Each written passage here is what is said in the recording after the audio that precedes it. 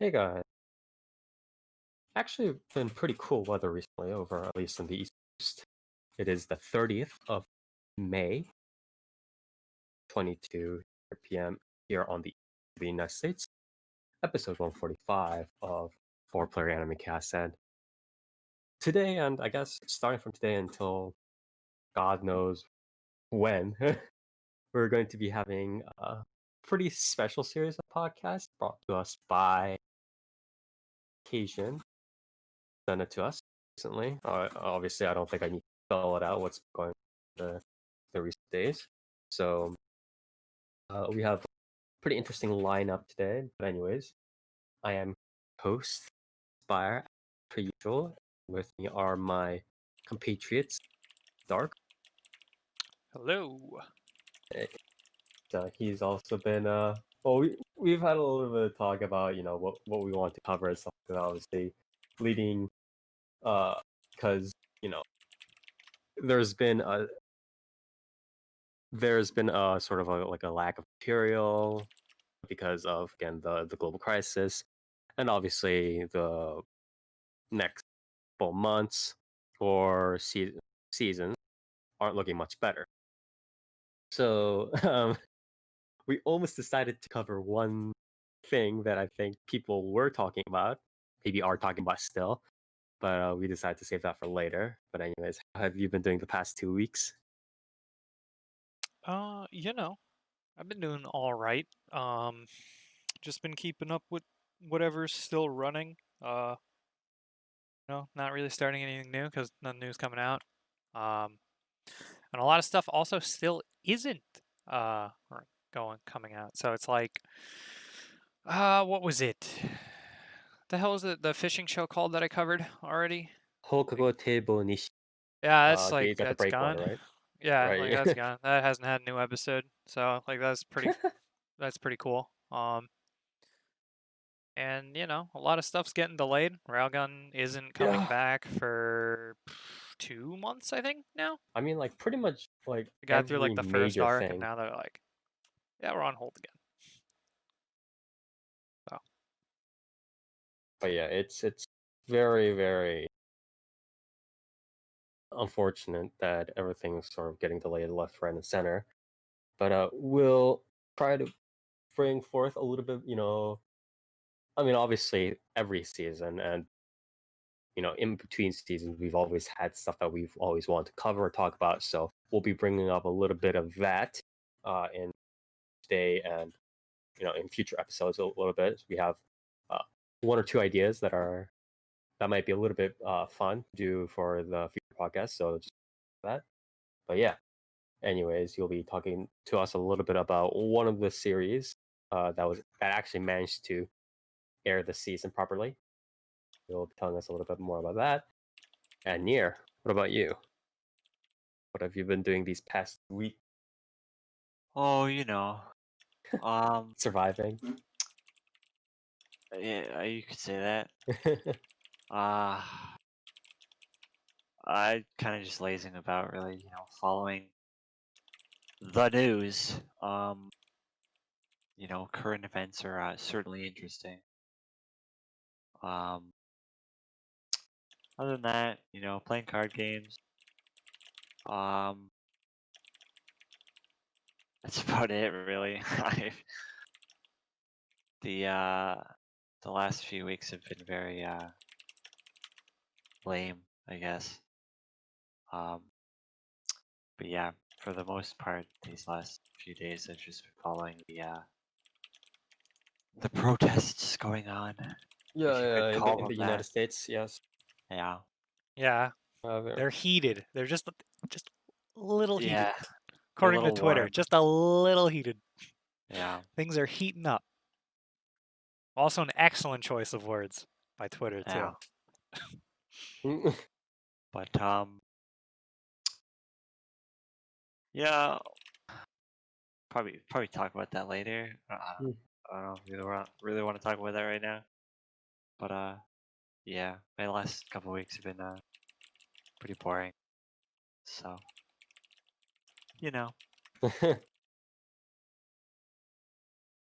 But yeah, you'll also be telling us a little bit about You haven't been well. No, let me correct. You've had a decent amount of things that you look forward to, and I would venture to say that you liked, right?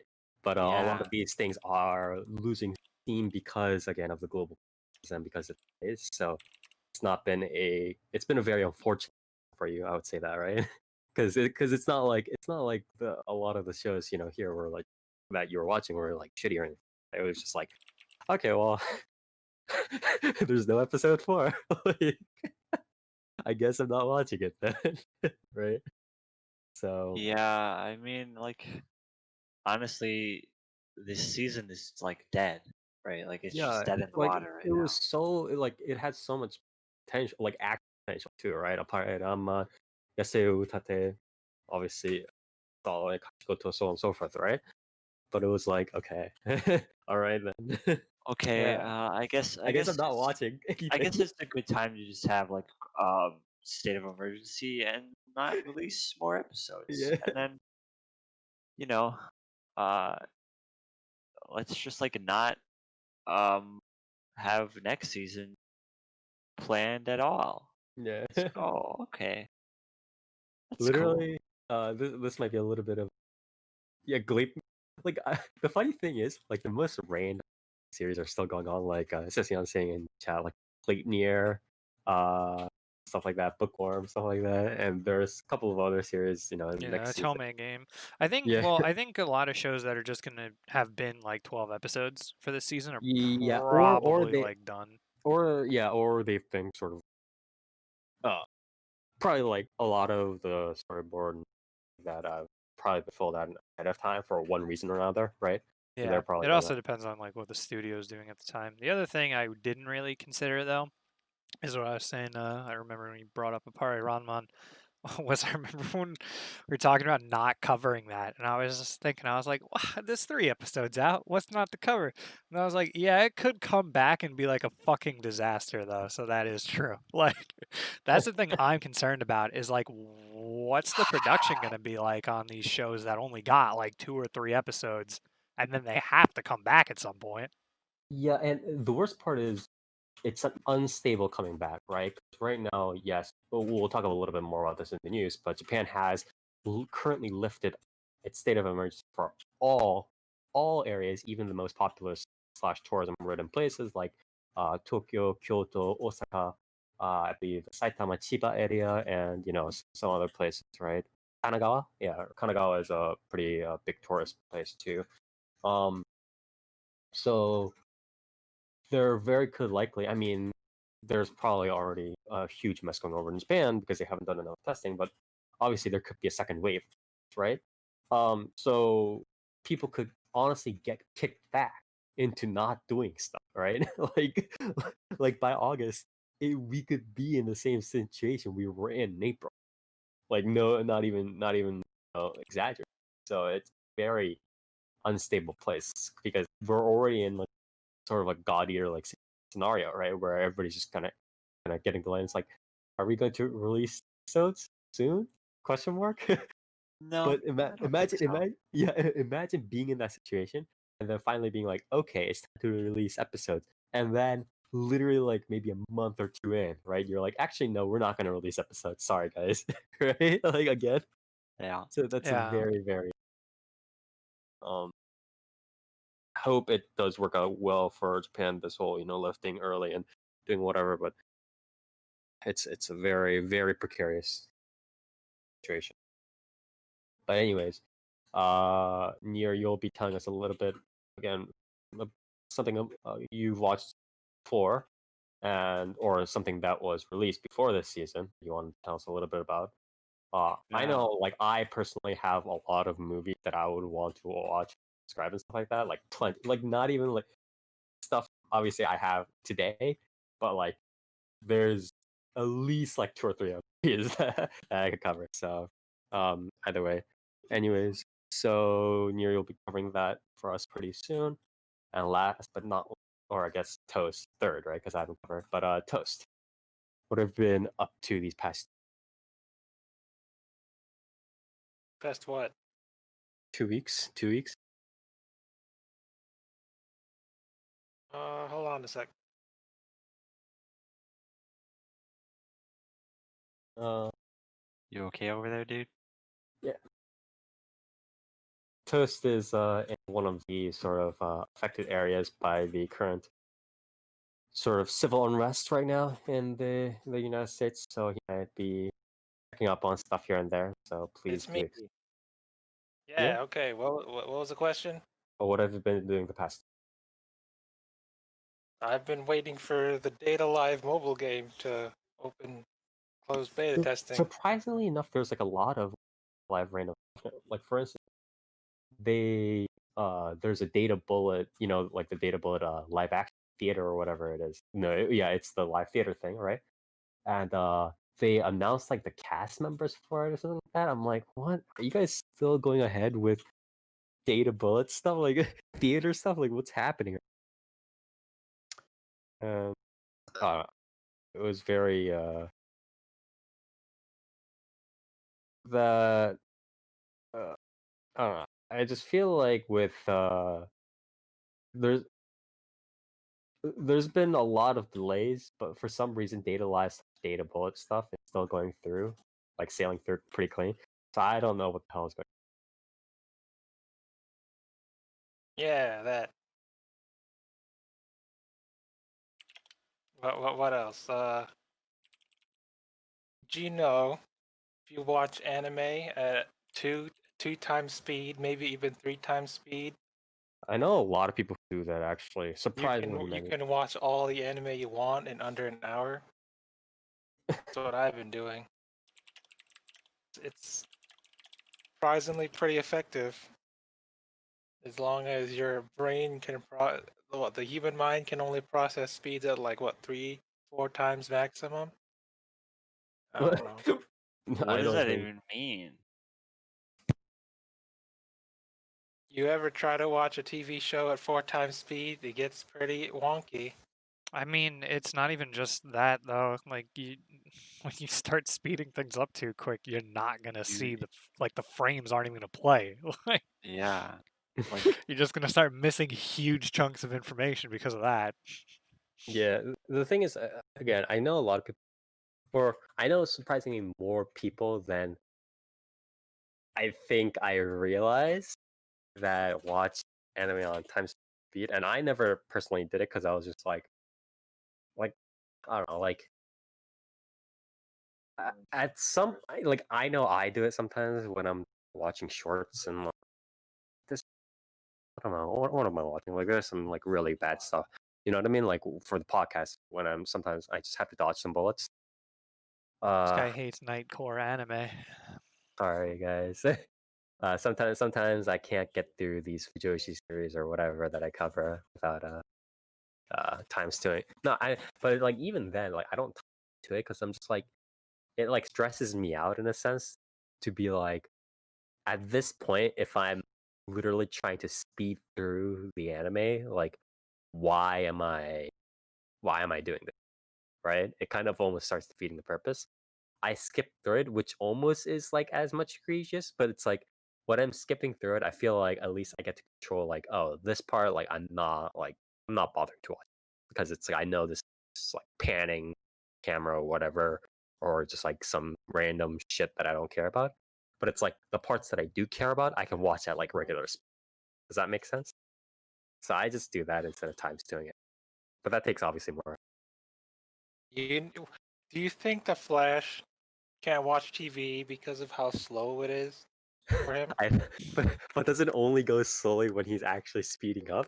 He's not It always depends. super It fast, depends right? on like what version. Wait, I think you're thinking of You're not thinking of the Flash though. I think right. Like I don't think that was ever with the Flash. That's Quicksilver, right? Does Like Flash perceive time with slowly? the No? X-Men, like Quicksilver yeah. is the one that's like everything's super slow. No, But No, I don't no, know Flash. if the it's not. Flash was Flash. ever like that, right? Flash also. Flash does that too. Flash has done Yeah, that for a very but either long way, time. Quicksilver and Flash only like they're not always they're not always as during in their Quicksilver like is. team. Is he Quicksilver? Yeah. Yeah, Yeah, he's Quicksilver always like perceives the Oh, that. is it? world Okay, okay. so at the same speed essentially all the time, which Okay. drives him fucking insane. Must yeah. suck having I didn't a know that about the conversation with Flash though. someone. But the Flash also has like fucking time ghosts, so you know. Yeah. There's a I lot mean, I yeah, don't think know about the I Flash. think Flash's power is controllable. Quicksilver's. Yeah, the Flash can also vibrate at such a high frequency that he can like phase through walls. So Yeah. you know, I mean, Speed okay. Force, Yeah, baby. In terms and of trying to say it doesn't make sense, pal. a little Yeah, bit. it's the Speed Force. It depends on how attuned Yeah, he is to the Speed Force. he can just vibrate so fast that he like separates his molecules from his own body. You know. hey man, DC Comics have always been consistent. Okay, don't worry. Speed Anyways, Force Toast. has been consistent. So Toast. Other than I'll watch. So mainly it's been, I guess, rating your body in various ways for day-to life stuff. I guess watching some anime is that core What of what you anime do? did I watch? I watched I watched Coneheads. That was an interesting movie. Oh, okay. So I guess so. Coneheads is oh I watched Not okay I anime. watched the animated Coneheads thing. It was like one episode, the pilot.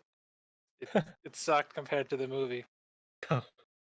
That's actually honestly that's like really random, but sure. I mean, I was on my IMDb account on my Amazon Fire Stick, and I was like, let's watch The Animal featuring Rob Schneider, and then Coneheads popped up, and I was like, oh, guess I'm going down this rabbit hole. Okay. All right. So been pretty productive for you in terms of stuff. So you'll be telling us a little bit about actually another one of the series that came out this season. So we'll be still getting pretty good coverage of this season through you and also through Dork. And as for me, I've been doing like various, like for some reason I've been getting back into watching like Korean variety shows for some reason. I don't know why. It's just like You it started understand popping. the language? Yes, I I do understand the language, but it like popped What? up on How are the subtitles? the subtitles are like they're like not good. Or it's like the ones I watched before I got into this binge were like okay, but then like the ones that are like quote unquote these days are like really bad. They're just like the worst part of with them was they don't like even like the whole like mistakes saying random shit aside. It's like their timing is like completely off, and they don't like. It's like sometimes like something in Korean will appear, right? Like sometimes like obviously because it's a variety like comedy show kind of thing. Like sometimes their own like the words and stuff like that appear on the bottom, right? Um, sometimes that'll appear, and then literally like a second later, the translation will appear for those. Just like why don't can we time these? Can we time the subs? What's going on? Like, hello? You guys are running a channel with like 5.7 million followers or some shit like that. It's like you guys can't even bother to time subs. Like, what's going on here? So I've been binging a little bit of that. I've been getting into a couple of again light novels stuff like that. Mainly Moonlight Journey and stuff like that. The issue is like, or oh yeah, I've also been watching a lot of the voice actors, say like the Japanese voice actors have been making their own YouTube channels, right? Because of the the stay-at-home orders, right? I've been watching a lot of them like slowly descend into becoming like like early 2010s mukbang people, or like just like slowly descend into ASMR madness, all that kind of stuff. It's like I don't know whether I like this or like I really hate it. You know what I mean? Because on one hand, it's like fun. The the voice actors just kind of do chill stuff, but on the other hand, like I don't know, man. You can only watch. You can only watch. Um, you know, Toyosaki Aki or Ogura Yui or whoever, right? Do snack mukbang ASMR, whatever it is for like Speaking of so mukbang, have you seen that one Famous Guys? Can we not talk my about fans this? videos? Can we not I'm talk not about saying this? the name. Don't say the I name. know you posted it in this. I know I did you did that. not. Oh, was it somebody else? Okay, It was Chen. okay, well, either way, I don't want to talk Have you about. seen it? It's pretty funny. No, I don't want to look at it. I Okay, have then zero desire to look at it. But anyways, everybody's kind of sent into that, and I've also, it's been very okay. So I literally have like a whole bunch of different like visual novels. Like I've been going through a whole bunch, right? Like um what have I been reading? I've been reading Immortal Paradise. I've been reading, what else is there? Have you checked out Kukure Days? Is that what it's called? I forgot. I need to look it up. Goody Days? I don't know. It's on Steam. I post the picture. Oh yeah, no, I've Why downloaded not? that, but I need to see it. But it's like, so been I've been jogging through it. Multi Paradise 3. I've been watch. What is this? How is there 3 of them? Is it the same Emoto every No, time? they're like different. Cause like the Different same number. protagonist? No, it's the same. No, well, I guess What? different protagonists. It's like Wait, different so family. it's the Damn. same. It's the It's same Moto dude. it's- Cinematic Universe. Dude. Yes. The So crossover. it's the same dude, but he gets more Emotos every game. No. I made a mistake. It's okay. So this is how it works. It's a quote unquote different. But the issue is the quote unquote different family in each iteration of the game looks essentially identical. Like they have the same number of sisters, all have exactly the same like design and the art, but they just like save shit for each. So it's like the generation of a single family, or like a It's like a time loop. It's like a time loop essentially. parallel universe, multiverse. Yeah, it's like That's the word. it's like a parallel. But I've been doing that. I've been doing Maitetsu. I've been reading a little bit of what is it, Senran Banka and stuff like that. But the issue is, it's like all of these have like hit this point, visual novel, where I'm just like, oh my god, I'm slogging through this so much. I don't so much setup in visual. I don't want to deal with this shit anymore. It's like I've been thinking that with like every visual novel that I've been so far. I don't know. It's been very annoying for me. I hope I can get through this. I don't know, but I'm not. Like look, like story is like nice, but first I've never been. How do I say? I've never been super impressed by the true end of any visual novel, as sacrilegious as that might sound. And except for Little Busters. Little Busters is the only visual novel I've been super impressed by. But like, I don't know, just like, I don't care how good your story is, but like, don't make me slog through such fucking big. So, Spire Pass is super. Hey, no. Okay, can we talk about this? I have Subahibi in my I just like look, like I'm not. Subahibi, honestly, you know what it reminds me of? It reminds me of 11 Up. Do you guys know that visual novel slash the anime adaptation? Nier, do you know about 11 Eyes? That sounds Have you really heard of it? familiar. It's was when it was the game was made by 5PB and another developer Oh yeah, like yeah. 2009, and yeah, and when it was made, it was actually Dogakobo's one of Dogakobo's first anime series. But yeah, it was also adapted into an anime in 2000, and it was like it's like one of those series where it's like, oh, the girl disappears and then the girl comes back and then they all have the powers and then there's the red moon and all this crap kind of stuff, right? You know that sort of stuff. Subahibi, honestly, it reminds me of one of those stories. And I'm going to get this into a little bit more detail about this kind of stuff in my review of what I'm going to be covering this episode of the podcast. But I've never been particularly impressed by the types of stories that those sorts of themes weave, those sorts of atmospheres tend to weave. So I just kind of left Tsubahibi alone. But anyways, that's Spire, just play visual novels the way I do. Download them and don't launch them. we lost them. Yeah. Just it's like which Koime Muso route are you gonna do? I didn't start the game. But anyways, I'm gonna be covering something that I think a lot of people know the name to, but have not necessarily watched. I would say that might be mildly accurate, and I'm gonna see where it goes with that.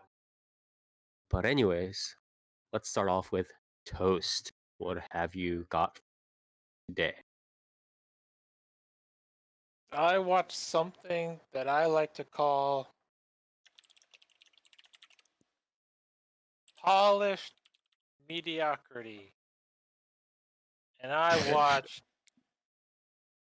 Hachinan. I would agree with you, though. I mean, yes, I agree with you, but we need to be a little bit more. Yeah, It's better than smartphone. Yeah, exactly. Is better than smartphone. better It's than better than smartphone. Wow, that's smartphone. a And huge maybe bar. Literally every series, like isekai In series you existence. cover that isn't very good, you always say it's better than smartphone. Smartphone sucked. Smartphone did suck, and that's why it's better than smartphone. Can we also See. talk about how in my head, right? In my head these days, isekai has like two main like hell, where it's like one is just bad. It's like this is bad. Everything is bad. I don't care how much like shocks story wise or whatever theme wise it gives me. It's just bad, bad, bad. Like that's one like an isekai can go down to hell, right? One circle of hell. But the other circle of hell is like that of boredom. You know what I mean? Where it's like it could have like themes that are viable and like, do stuff and they're farming or you know roaming around or doing whatever and life, and it's not like they're terrible themes or anything like that. But then the way they like the author just about them is so boring. You know what I mean? I think there are like two ways of categorize isekai hell these days. They're just like bad series, and then they're like super boring. And I think smartphone falls into boring more than Oh, it's bad and boring. It's both. yes. No, well, I think it It's was boring, and it became boring and adoring. bad. But it wasn't bad. Like, well, Oh, it was bad. Started off bad. I guess I it don't know. was I bad always at the thought it was start, pretty yeah. bad by the time. What was it? The labyrinth that they got into. That was pretty early on, and I was like, "This is pretty bad." I think. I mean, the Okay. concept was bad. Yeah, the concept was like a little bit. It was a little bit too much like the whole. Again, I keep bringing this light novel up because it's like one of the funniest premises to me. But the one where the protagonist gains power to like capture anything with his like magic Pokeball or whatever, and he captures like the goddess with a Pokeball, and he starts capturing everything else with a Pokeball as well. Like so, like he's playing like Katamari Damacy or something like that with the Pokeball. Only on chapter 2 of the manga. I'm waiting for chapter 3. Yeah. So, Let's see. So, what if I told you it's better than Death March? that From what I understand, that's not saying. Death March. Okay, That- Death March. It's also better than what was the one I really Isekai Cheat Magician. I mean, you just okay. You're like what you just said to me right now. You're like, okay, so with smartphone, you're like, it's better than a one. Oh yeah, well, that's a bar. And then with like March, you're like, it's better than like 3 or 4. I'm just like, yeah, sure, yeah, okay, maybe. I No, would say I don't know. I don't know if it's. I don't know if it really goes over that, but we can talk about it. And then I would- after that, you said it's better than Isekai Cheat Magician, which to me is a 2. So I don't know why you went down. Isekai in Cheat the, Magician is I don't know. not is I don't know why you went from comparing it to a 4, and then you're all better right. than a 4. I'm and then gonna you're like, I'm "It's gonna better than say it's on par ish, I guess, with Kenja no Mago.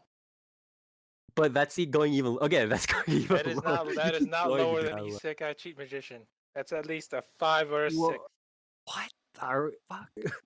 are we? Um, Is all right. Well, But okay, where am Kenshiro I going with this? Yeah, Kenshiro Maijo's the fucking one with not Aqua, right? yes. Damn.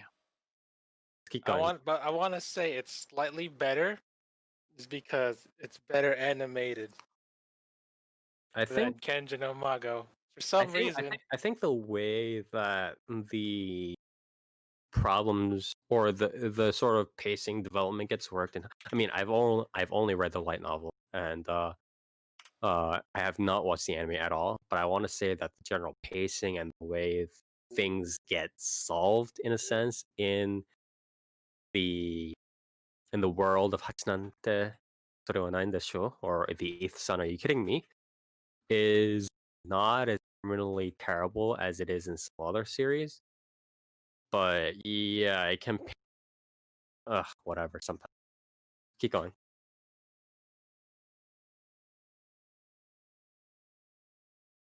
Toast. Toast is dead. So you're saying I don't know. so It's like it's sorry. I'm really sorry. I'll do it real quick. But the MC still has power fantasy aspect that he pretty much that the author keeps pulling out, like, whenever oh well, there's a lot of fighting. All right, time for the MC use his power and beat everybody. But then, like, they also have a significant sort of like almost lengthy trenched parts of the book, of the light novel, where they're kind of going through regular without you know what I mean, to solve the problem. So I kind of appreciate the author for doing that, but obviously the author still made a story with all the tracks of the main character being like, okay, I'll just solve this with power. You know what I mean? Which is like, but yeah, Toast going. where was I going with this? All right. You're talking about the audio visuals, which I'm interested Yeah. into hearing about because I didn't know this was a collab, I guess, between Shinkai Animation and Synergy, which I don't know what that Shinkai means. Wow. Shinkai has done Takagi-san, Sweetness and Lightning, Denki Guy, Doraemon Konya-san? stuff. Yeah. So Well, Shine is like and then the big sort of publisher slash like big show too, right? Like the Shonen series, they do a lot of Shonen series, if I remember I correctly. mean, Or I don't know no? about like licensing or publishing, but they're just studio for this. And then Mm-hmm. also Synergy's listed as a studio too, which is like I don't know, I guess like Initial D it looks like, and fucking Beyblade yeah. and Probably for the CG then. really Purine random Revolution. shit. Yeah, that's actually what I was gonna bring up. Because CG in this, it's weird. It looks better than most other CG shows. Like, I don't know. Let's say Overlord CG. Wasn't that a treat to watch? Especially those God, those those orcs and the giant goats. Oh boy. But it's a lot cleaner, right? In a way, it's a lot smoother animation wise. So it's not jarring. It looks kind of decent, but it's still not as decent as most other CG shows nowadays. Not saying Hoseki no Kuni level, but like what's topical? So is it like Zombieland not Saga? Sure. so is it like not well blended, but it's like Oh, pretty it's decently animated? Or it's just like in the middle in general? it's kind of in the middle. Like there was this fight with the ancient bone dragon. It's obviously CG, but it's stylized CG in a way that doesn't make it look bad. But yeah, it's in the middle ish. So it's okay, I guess. The character models are also kind of consistent, okay. so it's all right looking. It's definitely better. Yeah, that's another point. It's definitely better looking than some other isekais I've watched, like Yeah, and I don't think that means that much in these Mouse days. Sama retry. I mean, I definitely like the coloring better than that or Kenji no Mago. That's kind of iffy. Yeah. So, how about the story? The story is pretty lame, pretty average and mediocre. Yeah. It's about this. I don't know. I've read the light novel. Let me tell you. It's about this dude who goes. This 25-year-old dude who goes home from work. He falls asleep, and suddenly he's in an isekai. So right there, you're tripping a few flags.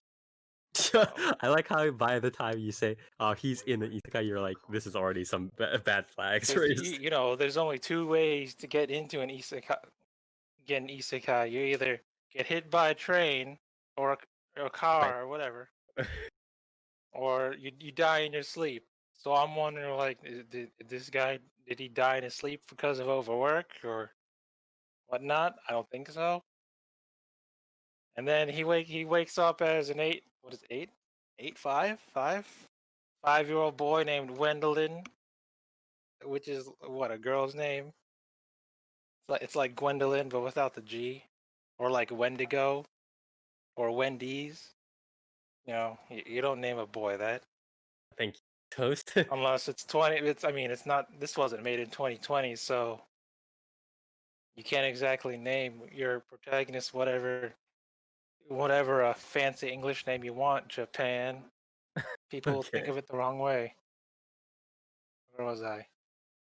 Yeah. Then he's all like, "Oh, when I wake up, I'll be back in my Japanese room." And he's like, "No, never mind. I guess this is me now." So that's the thing.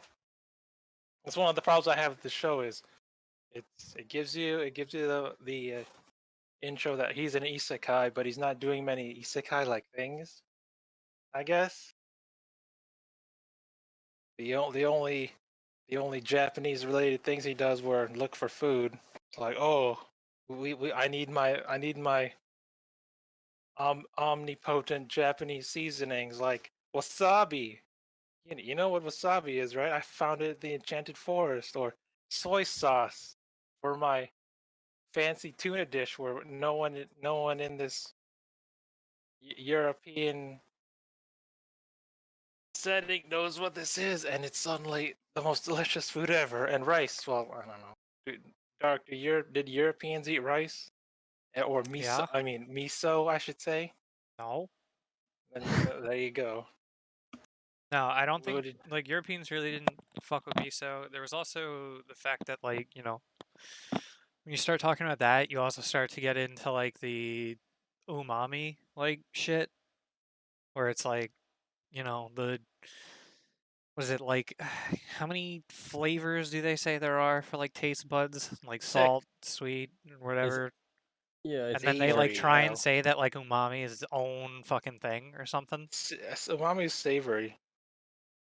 Well, see, Right. I think some people say it's like, oh, it's its own thing. I don't Yeah. know if it is or not. I don't know if I buy that. But, Yeah, well, you know, there's an argument to say that, you know, like, since Europeans or whatever didn't fucking use it, it never became like a widely widely used like thing as a flavor, you know, like a widely used term. because is that the one where the white people meme comes from? Not the white people No, meme. the meme of white people not using seasoning does not only come from the lack of umami. But anyways, Toast, can you go on? Yeah. So, what did it come from Europe, where everyone says that Britain has bland, boring food? I mean, if we really want to get into that, then yeah, True technically, that. I mean, again, it's like Britain and like somewhat like Ireland and like Russian a little bit too. It's just more of like those milder, those areas that just have like really mild food. a lot of it was. Sorry. 'Cause it's not even like just European, right? Because like Italian uses a lot of spices, Mediterranean stuff uses a lot of spices, so. Yes, well, probably based upon like how sort of middle class people sort of or ended up developing their food, because I mean the upper class still had like their plentiful use of spices, butter, and stuff like that. Like some of the the upper class dishes in those days were even more like ridiculous than some of the stuff we have now, like or scrambled eggs or whatever stuff like that. Yeah. You had like chucking like pounds of butter. They're like, yeah, it's so creamy now. Well, it's like, of course. I mean, butter's not exactly a spice, though. Yeah, exactly. Well, what I'm saying is, But, I mean, then they also have they were, meals that are like, hey, what is it? Hey, it's meat and water. yeah. But anyways, Toast, can you go on? So where was I going with this? Can you tell us a yes. little bit? So he's the 8th son, and then because this world's all about your, I guess the order that you were born in or whatever, your lineage. Since he's the 8th son, his dad's like, all right, you won't get anything in the in my will or whatever. So you and your other brothers gotta go out into the world and do your own thing. So he's like, all right. Then he meets, I guess, some zombie magician in the woods, and the dude's like, you got lots of magic. I'll teach you my magic tricks. Then he teaches him magic for 2 weeks, and then he dies. Then for 7-year time skip, and the dude's like, all right, I'm gonna become an adventurer. Then he does stuff. Toast, can you? Okay, so kind of lame that a zombie magician dies, but yeah. So the TLDR of the plot, so is that the dude has a lot of magical power potential. That's another red flag. It's like, where'd you get this magic? Is this part of your isekai cheat magician skills? No. It's probably just because he's like 2 souls in one. They did the same thing. No, that's like never Bookworm, brought up at right? all. No, yeah, but I mean, they did like the same thing in Bookworm, where it's like, but again, mine is super fucking magic. It's like, well, maybe. Yeah. So let me quickly black. So it's like he has like magic, blah blah. He gets a harem. He's bigger and bigger and bigger, and he's more and more famous. And obviously things happen along the way, but that doesn't stop him because he has harem of waifus, and also he's super magic powerful. The harem is all boring. None of them are interesting. I didn't say anything about what the harem was like. I said this is part of the mediocrity, though. It's they're just what is it going by the numbers, the archetypes. Yes, so that's the sort of question I want to lead into after I describe the plot, which didn't take too long. But so I guess at this point we have to almost unfortunately give up on the fact that the MC will have some sort of like supreme power, right? Some sort of primacy over solving X problem in front of him, ultimately with his power, right? So let's leave that aside for now. But the whole like problem solving magic aside, what would you have wanted from? What are some things that you might have wanted from this series to make it not? Look, if you're gonna call it an isekai, give me more isekai stuff, So you wanted a little bit more on like the whole world development craft. Oh, I want more explanations of why he's so powerful and whatnot. like or this magic system. Yes, yeah, okay. It's hand woven. It's like, okay, I taught you. The zombie magician dude's all like, all right, I'm a court magician. I'll teach you my magic, and that's it. And the only 2 magic spells or 2 magic like affinity types that I've seen him use are wind magic for flight and teleportation, and holy magic because so that's how he killed the zombie magician, with holy magic, and also the zombie dragon, also a barrier, and it's like that's it. No fire spells or anything. Give me more of this magic system. This is something that I do want to talk about in future podcasts if I can, and in a little bit more detail. So I won't get into too much right now, but I do think that there's an I don't know whether I will call it interesting or unfortunate or whatever, right? But there's a very conflict where the isekai culture is right now with regards to almost 99.99999% of the time being in some sort of high fantasy scenario, right? And that naturally, when they think of villains and stuff like that, right? It's always like some super strong mythical creature, right? It's always a demon lord or dragon or super orc or a lich of destiny or archangel that The will name, end the the no world. life king. Yeah, exactly. No life, no name, no job, whatever king, right? And it's always these supernatural, like disaster level creatures, right? And then when the MC comes over, it's obvious that at the end of the day, what they do to defeat something that has such might in terms of these supernatural powers is to use supernatural power himself to defeat the thing, right? You can't. What point does talking and what are you going to like? So what if you know the recipe to Japanese hamburger steak, right? Like, what are you going to tell the Lich King the recipe for miso, and then like again, it's very hard to do that every time. But So Spire, yeah, the demon lord is Japanese. yeah, and there's also a time where Demon Lord is like Oda Nobunaga himself, who's like Yeah, time but skipper or whatever. Yeah, blah, blah, yeah, blah. but you're good. You're getting a little too ahead of the game, Yeah, Spire. yeah, yeah, yeah. Because there's Well, only I guess one, there's only a couple. Yeah, one, one or two. one, Yeah, I know. one isekai, maybe one or two isekai anime where there is the actual purpose of isekaiing this person is to defeat the demon lord, and that's Shinsho Yusha.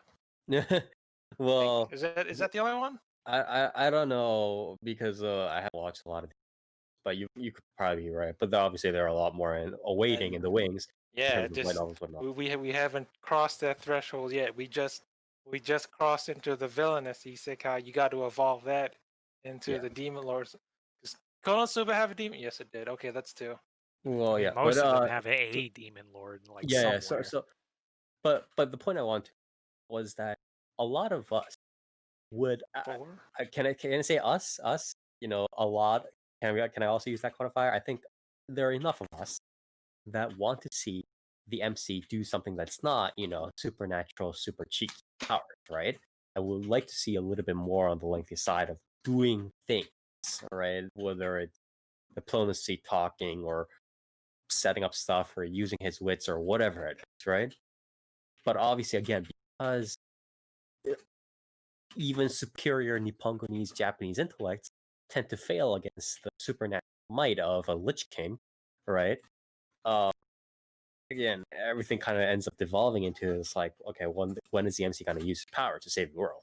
So that being said, I think there is something to be said. So again, I always say that isekai is a tool, much like harem is a literary tool, and it doesn't necessarily have negative or positive values in and of itself. But the fact that so much of the Japanese isekai web novel, light novel culture is centered around creating a high fantasy isekai or high fantasy isekai is becoming a huge problem because, again, what's the most powerful things in high fantasy? The ones that are fucking magical disaster level things, right?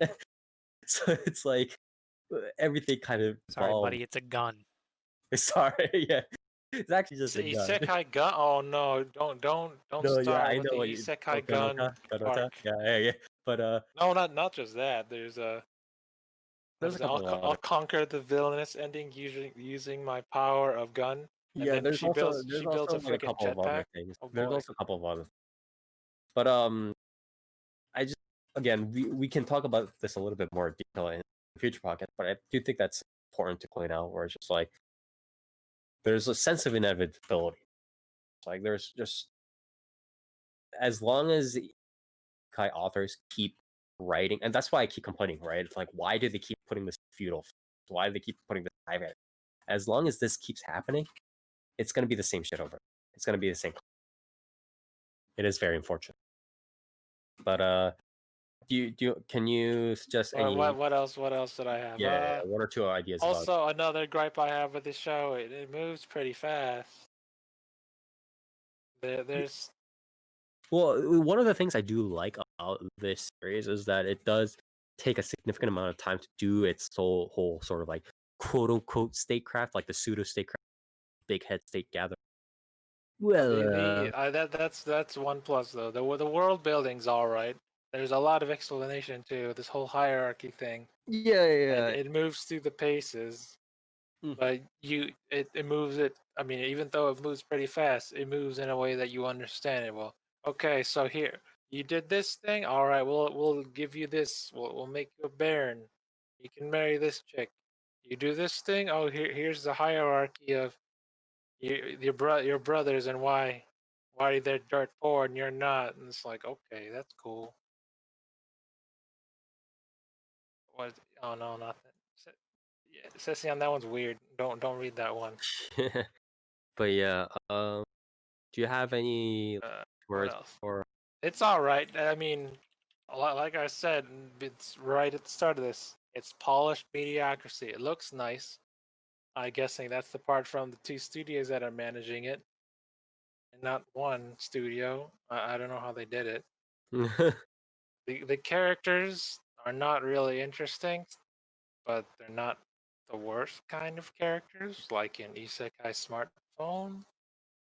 I mean, it's pretty obvious from most of the art of the anime. There's 4 chicks. Is it 4? 1, 2, 1, 2, 3. Yeah, there's 4 chicks. Guess which one is gonna be his wife? All of them. That's correct. Also, and it's like, okay. Doesn't he have more than 4 at It's later on? 5, but that's spoiler. He gets No, 6. Dude. There's 6. He gets 6. Yeah, he gets 6. But that's another spoiler. Let's keep going. Uh, Yeah, so anyway. Spire likes the 5th one because it's NTR. What? It- What's the what? 5th one? Are you talking about Wilma? What are you talking about? Is that her name? No, the one before that. I don't know, dude. Well, okay, so let me say, right now in the anime, there's this major arc about the older brother who inherited the vast fortune because he's the first son, and then he sees, and then he sees Will's stuff, are you talking about? Are you talking about the hidden, the older? You're talking about the older lady, right? Why you gotta spoil like that, Spire? What's wrong with you? Now you gotta tell everyone about the hot MILF. He was like 10 years older than him. Oh, and how she's his sex teacher, okay? Oh yeah. There's a side story about it. Not a side story, it's a main story. But yeah. I get. Yeah, it's part of the. Yeah, but anyways, do you want to wrap it up, host? Hold on. I guess I'll recommend that you watch it. After all this. I mean, like I said, it's not the worst thing I've seen. It's definitely watchable, even it's though not a flaming bag of garbage. You can watch it. You can hold it in your hand; it'll smell, but it's bearable, you know. Yeah. Anyways, thank you, Toast. Yeah. What else? It's definitely better than the other garbage. This other garbage isekai that are out. This is like so. This is literally like just sounds the sad, conversation man. I had Toast with like a couple of years about again Rakutai Kishi versus Wars. But in this case, Toast is actually admitting that everything is pretty much garbage. I mean, compared to the dirt bottom of Isekai Smartphone and Isekai Cheat Magician, yeah, it is. It's not. It's not the elite cream of the crop like we have our Slime Tenseis or our Knights in Magic or our coming up Mushoku Tensei. Yeah, see, this show just reminded me of a worse Mushoku Tensei, kind of in a way, and I'm like, when's that coming out? That's better. I mean, a lot of isekais are worse. At least that one goes more into the isekai stuff and how the other dude's a complete loser and has some great character development with all the characters, not like this one. That's one of the problems I have. The main character is pretty boring. He doesn't do anything. He's flat, no talent. I mean, he's supposed to be the reason Japanese Nihongonese man, so it's that's sort of why he's so flat. But yeah, I do get your point. Are you saying that the average Japanese salaryman worker is boring and is a waste of life? No. Yes. Would you rather have a? I mean, is which is better, the boring guy or the more eccentric kind that you get from like Mushoku Tensei or Shinsho Yusho or Konosuba? Probably. Would you rather I have mean, a more realistically, comedic? it depends on how they do it, right? Like, Yeah. Flat, no talent. Yeah, there's Yeah, I'd rather certainly have a a more way of interesting one. doing the more like reasonable-minded man, but still I mean, yeah. doing it well. I mean, as much as it somewhat pains me to bring up the series at this fucking point, but Gate, right? Mhm. I mean, he wasn't boring. JSDF man was pretty like reasonable, but yeah, I Yeah. mean, but he was level-headed, but he wasn't like fucking He wasn't boring. Yeah. So, but yeah, the show sucks, but you should watch it.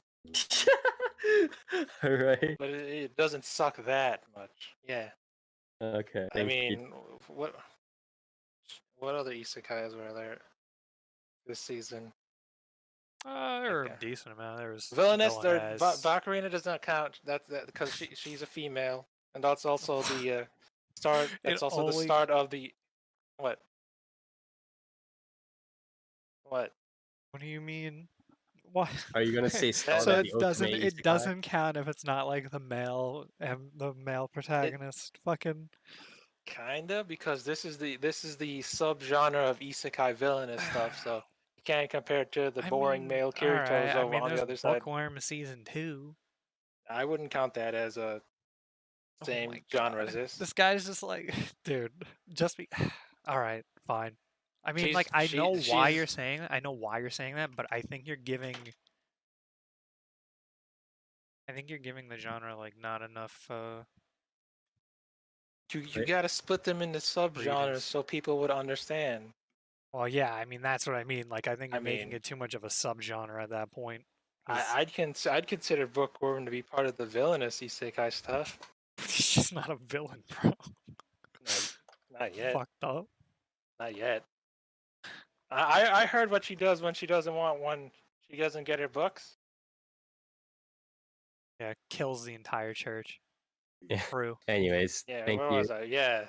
Thank you, It's not, Toast. it's not better than Princess Connect. Watch that instead. It's better. Like even that boring male protagonist in Princess Connect who doesn't say anything is still better than Wendigo, Wendy's over here. Yeah. All right. Well. Yeah, watch that instead. It's pretty cool. It's still pretty cool.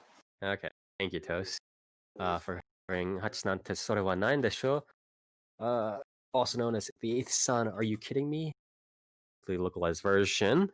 So check that out if you want to see one of these guys this season. And without further ado, we're moving on to Dark. Oh boy. Nope. There it is. So, I covered Railgun T because Chick on the right. I don't She looks think familiar. we ever. Oh, the check on that. Yeah, that's well, we'll get into her. What's the T stand for? Try? I don't know. Honestly, I don't know what they're doing. I don't know why Railgun's named the way it is. To be honest.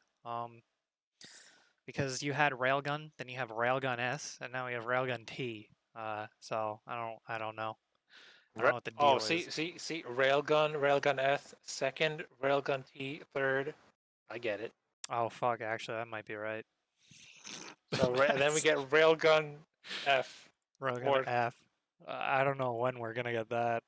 I don't even know if the manga's like has enough content to do that, but we'll see. But yeah, so this is the third season of, and yeah, so we never really discussed it, like covered Railgun on this, so I figured why not?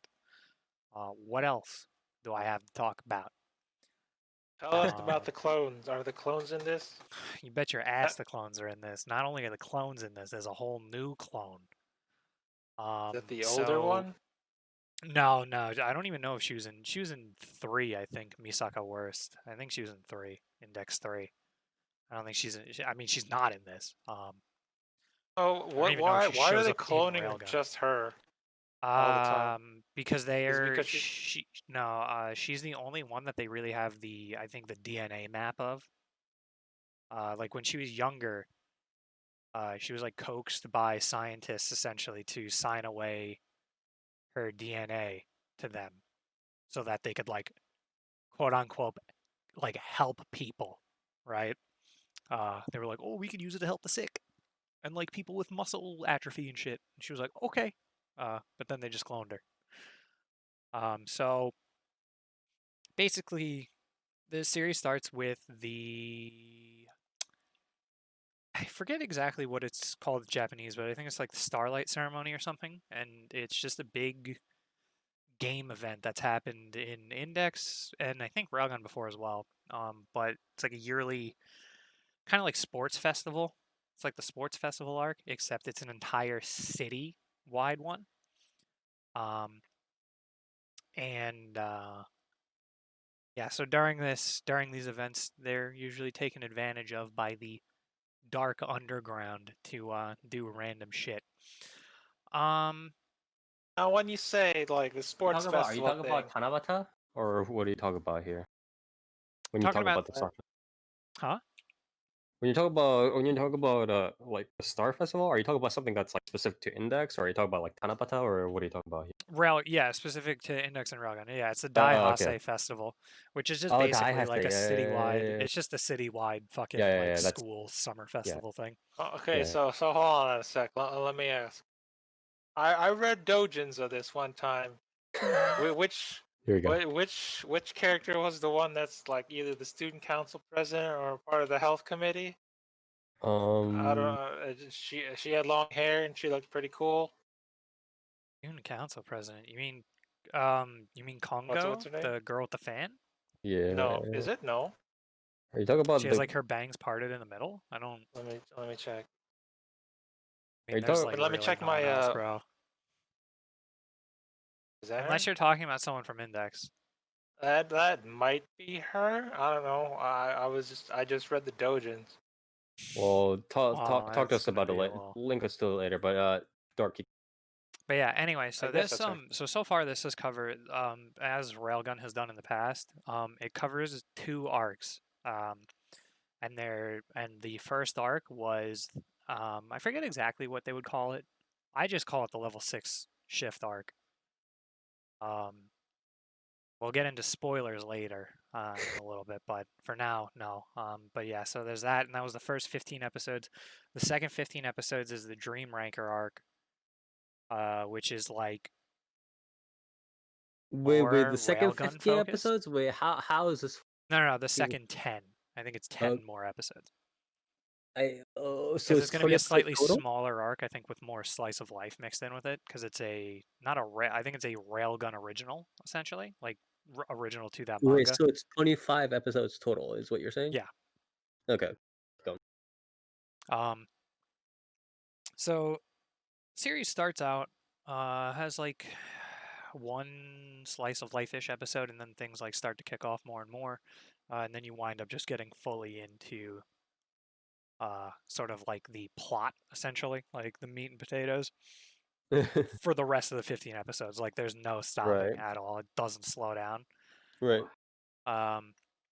Which I do quite enjoy, at least, because then now I feel like the second 10 episodes, second set of episodes is probably going to be a bit of a breather. Mhm. So Dark, I figured out the name. Yeah, she is. She's the class rep.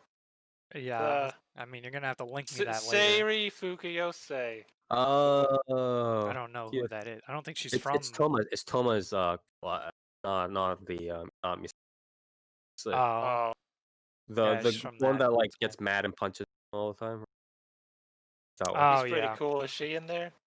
No, no, Why not? no. She's pretty This cool. is very detached from Index in that sense. Yeah. There is So wait, a little bit more about that. Toma shows up because he has to, because this is an arc. I believe this is an arc that is an Index.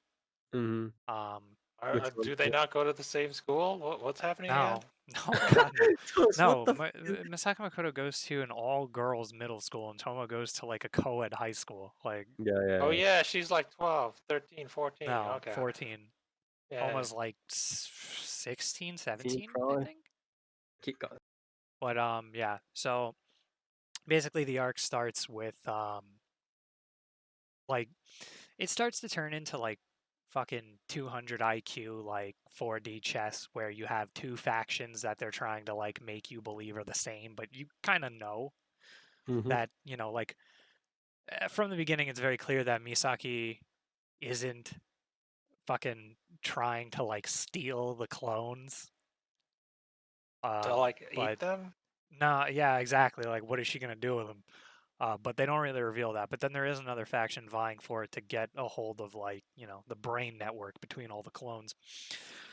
So Like, basically, what? the arc goes, you know, people are stealing the clones. Got to find out why they're stealing the clones, and then it goes from there. Like, I'm not gonna Metal give Gear spoiler, kind of. or Vengeance? Oh. I'm not gonna steal. Actually, I'm not gonna steal. I'm not gonna reveal like a lot of the plot for the most part, but more so like just cover, you know, a lot of this does focus around Misaki and her backstory, which was really cool to have, because you know she's the second strongest, apparently, like second strongest person in the world because she can control like entire city of people essentially with her mind control ability. Wait, is that the chick on the right? Yes. So The long one with as the she star has, eyes? Yeah. yeah, so long as she has a remote, like her remote with her, she can control an entire city. If she doesn't, she can control like smaller portions and can't really do much mind control. It's more of Smaller just like cities. suggestion and whatnot. So basically, yeah, you know, it just digs into that and like the backstory of her and you know all the evil scientists and their ways. But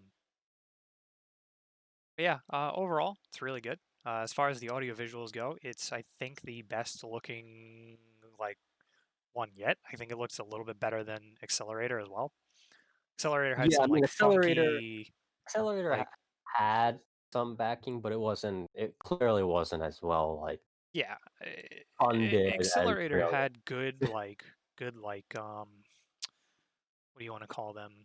You call them like key art, like character designs, and Yeah, also yeah, yeah. like it just had like good like art, but then like in Like motion like the sometimes it was main kind of stuff eh. was okay, but then in between clearly. In Yeah, and between then was like really. the like his fights like in that even, but as far as like the CG goes, that was impressive. That was a lot more impressive in that, but in this it's even better. It's not like, you know, the best CG ever, but it's certainly a long shot even from Index 3, which is the Right, crazy right. part. Index 3 looked like ass, especially compared to this. We don't talk Um, about Index 3 on the yeah, still haven't watched it. Wait, Index 3T? Which one is No, this? Index 3 No. came out, so the way it goes usually is What year? Index, What then a year? Railgun season, then an Index season, then a Railgun season. So then we got And Index 3, and now we have Index Railgun is the 3. main one, right?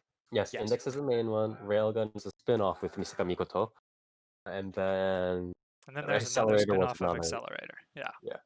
Where does the virtual on collab fit into this? Nowhere.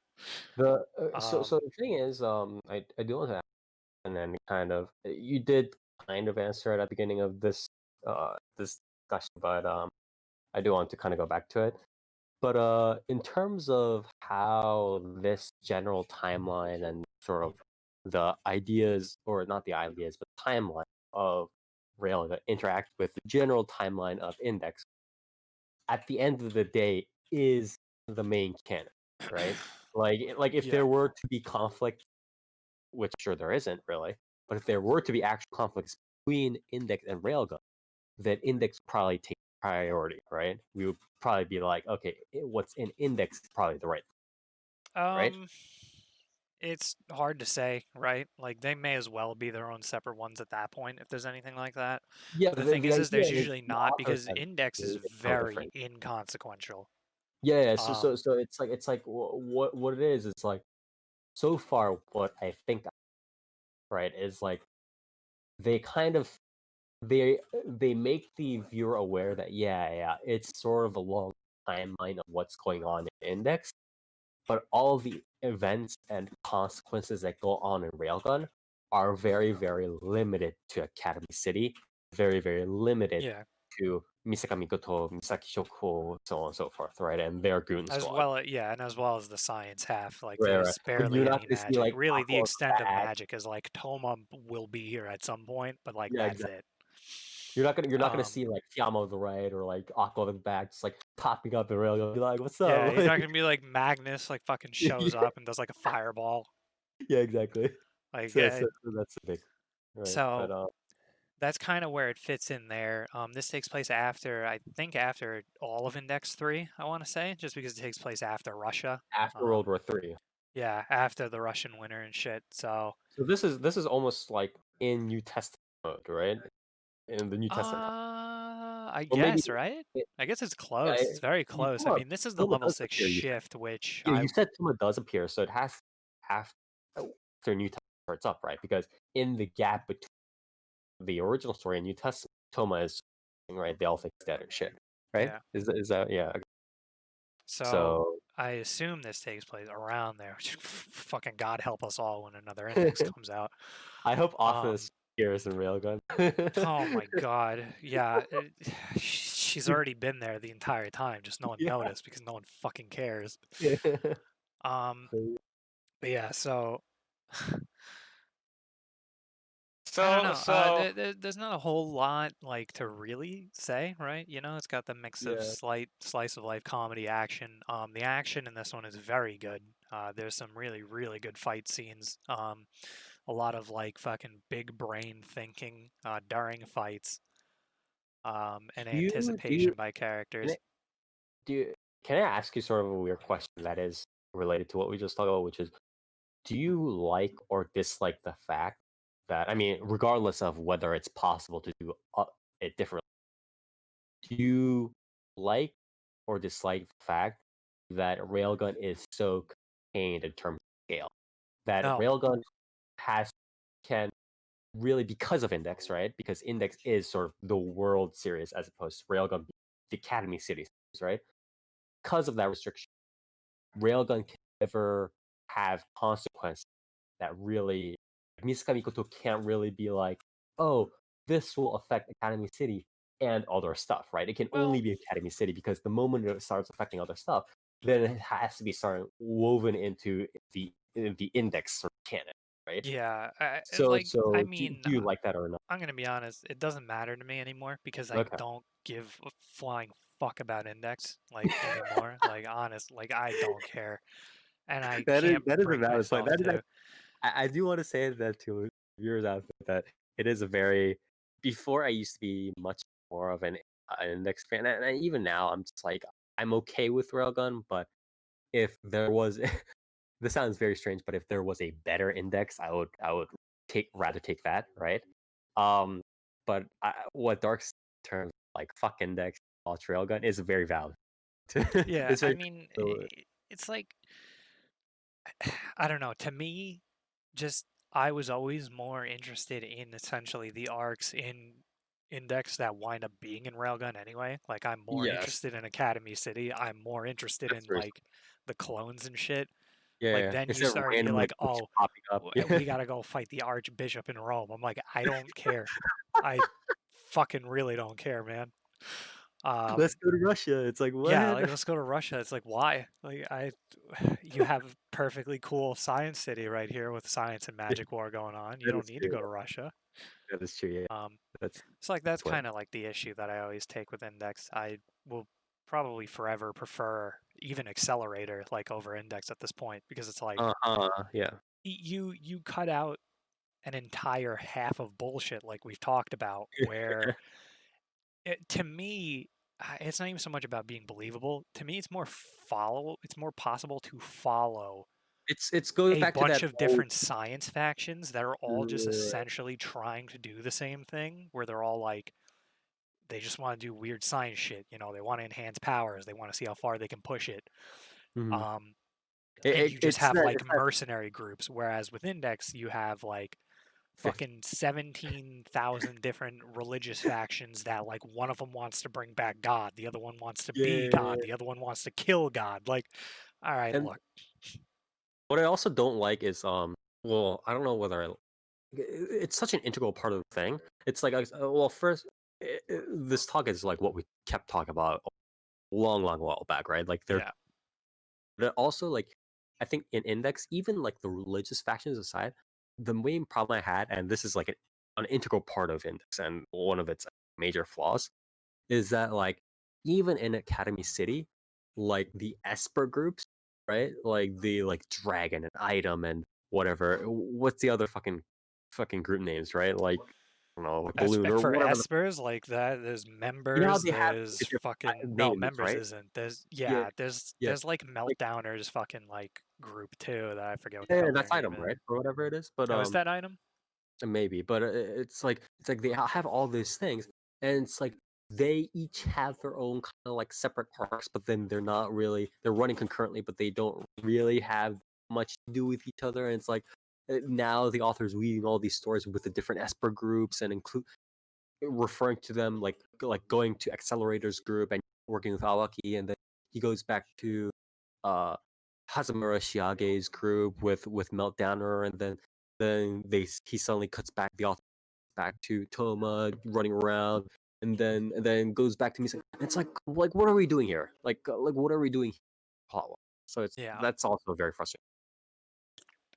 It's strange You know what because I just the realized? problem becomes is that it's like Index is all of them essentially, whereas like Accelerator is just Accelerator and Railgun is like just Makoto and her group. So it's like you're going from like 3 major character factions, all with their own sub factions, to like one each for those 2 series.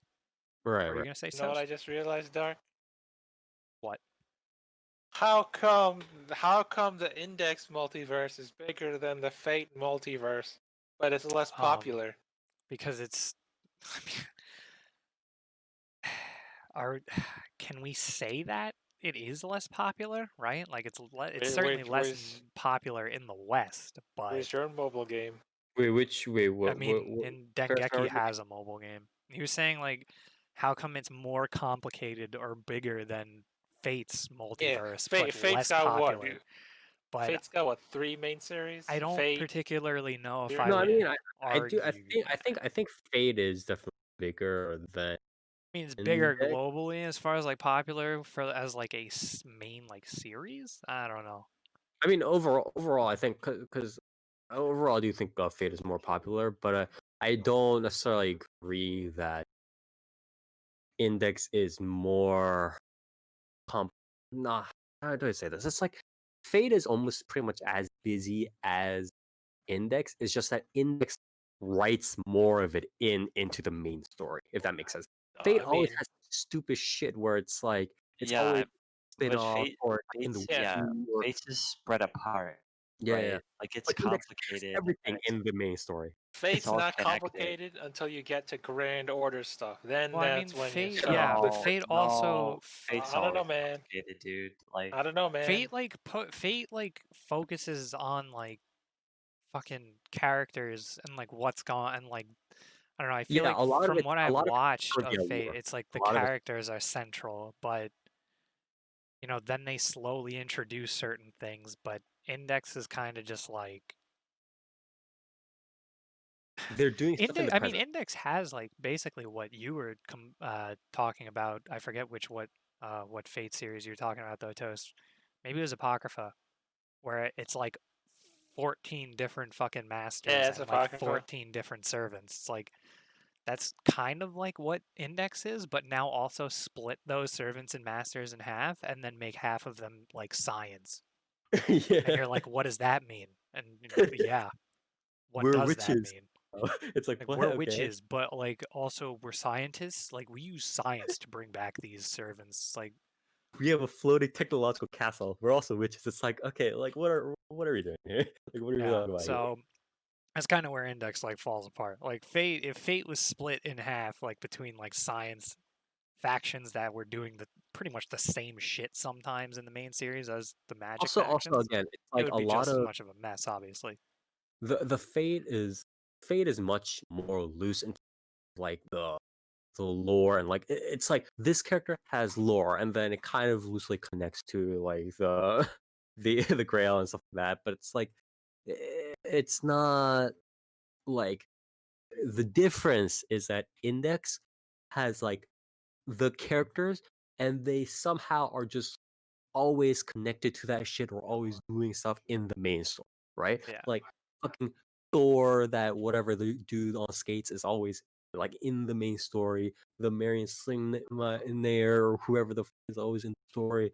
Shooting President is in the story. Misaka's in the story. Misaki's in the story. Toma's in the story. Accelerate's in the story. Walks like everybody's always just in the main story doing shit, and the author always juggling around.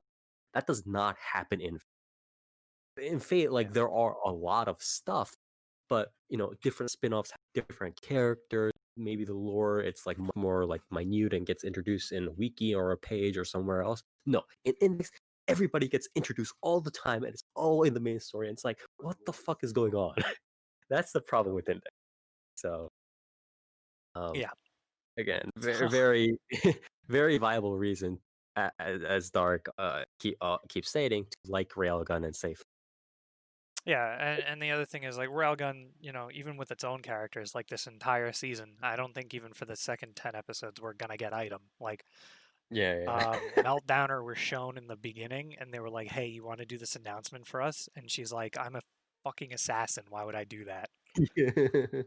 And then like that was the last you saw of her group so far, because they're like, yeah, they don't have anything to do, but we want to Right. show you the other level 5s at least. So yeah, I would say there was that. Like audio visuals are good. It's a lot less cluttered, very easy to follow. Even if you're not watching Index and you just watch Railgun, Railgun is always one you can just watch, right? You won't really understand like a lot of the shit with Toma, but honestly, even watching Index, you won't. So really doesn't matter. Like why does Toma have dragons coming out of his arm? Oh yeah. Who the fuck knows? Like I like how I to read to eventually understand, like, oh, for some reason, like the author just keeps mainly trying to connect like Toma's right arm to dragons, and it's like, okay, yeah, okay, why? So who would yeah, win honestly, in the fight? if you want to do anything, I would say watch Railgun, and it's like if you are confused about something with Toma, just fucking wiki it. Like that's it. That's actually Like a just good read idea. the fucking wiki. Like who Yeah. cares? So is Toma part dragon? Does that mean he has a dragonic weakness? Like I don't know what like he how does, Saber? dude. He like fucking regenerates, but sometimes he Yeah, doesn't. who would win the like, fight, Saber or whatever. Toma? They Again, both had it- dragons. Probably Anyway. Toma, because Toma could just like touch anything she does, and then it goes away, and then just like punch her, and then she would fucking explode. What about Goku? Can he touch laser beams? Yeah, as long as funny it's like not like human, it just No. fucking vanishes the moment he Here's the touches it. funny thing. But Here's the servants are human, no. especially Saber. No. Here's the big. Okay, actually, it was really funny. So I was reading the wiki. Oh, I don't know when I did this. Like sometimes I like end up on the Index wiki page for some reason, and I don't know why. I think I blot out my memories up until that point. But I was reading the wiki on Tomo for like second time or whatever, because again I tend to blot out these trivia things. And I was reading like how Imagine Breaker, right? And it was like Yeah, it it negates do. everything that is magic based, but then the issue is sometimes the author creates this thing where it's like some you have objects or that are created or like that are sort of directed, right? Things in the environment or things that are sort of created by magic, but then the objects after they're created don't have magic in, right? So in a sense, it's like sometimes people create lasers or create bullets, but then afterwards, the bullets themselves will not have magic. So then the wiki is like, well, how does Toma interact with? And apparently, I don't know whether this is like they actually did the research in the story, in the new story, or whatever happened, right? Like there's some sort of like time limit in which as long as like Toma touches those objects within the time limit, like right after the object's created, can negate them. But if it's after that time limit and the objects are just flying towards them, it gets Yeah, but so here's the problem with that too. Like the moment he gets hit, a fucking dragon explodes out of his arm and just solves the problem anyway. That's also So it kind of doesn't matter. So if Gene Starwind uses his caster gun on Toma, Will Toma be able to negate it?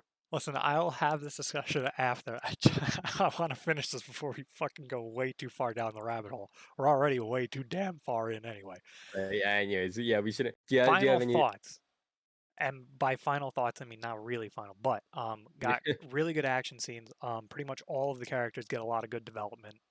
Especially Kuroko. A lot of this season was like, hey, remember Kuroko? Like she's fucking cool. Every time, can I? Sorry, can I interrupt? Every time you say Kuroko, I think of that one translation we keep referring to, and you know what I'm talking about. What? You know, Wait, which? Wait, what? when they translate One-sama into English, right? Oh yeah, Sissy. yeah. That's another thing too. I don't remember. I don't know if it says Funimation's the licenser, but I don't know who's doing the actual things because Crunchyroll was posting clips and shit It's too. become standard now. It's an industry standard translation. Yeah, it's a piece of shit. They sub One-sama as Sissy. Like at the very least, GJM's been subbing it as Darling, which is still a lot better. Like that's at still least so closer. awesome, yeah. That's also it's at least respectful for fuck's sake. Like It's at least like it's something that people use in real life. Yeah. Who I've never heard. I've literally I feel like Steve Harvey in like Family Feud sometimes with these translations where it's like name something that you could translate on into, and the he would freaking go Philippine Sissy, and then he translator just like nothing, and like looks back on the board, and it's Yeah. like Steve Harvey's like, name one person in this world who would pick Sissy as a translation. I think. yeah, and then there's Yeah. literally I think just it's one. a. I mean, think it's just a a. bastardization. Like it doesn't make Yeah. any sense. It's they're taking One-san, but for some reason they don't want to do anything else with it. You want I to make don't some know. sort of like variant because it's like It's a southern thing, isn't it? Does What? that mean she's from Osaka? Yeah. In No. the south, No, in the no. south, they call they call people sissies. Weird.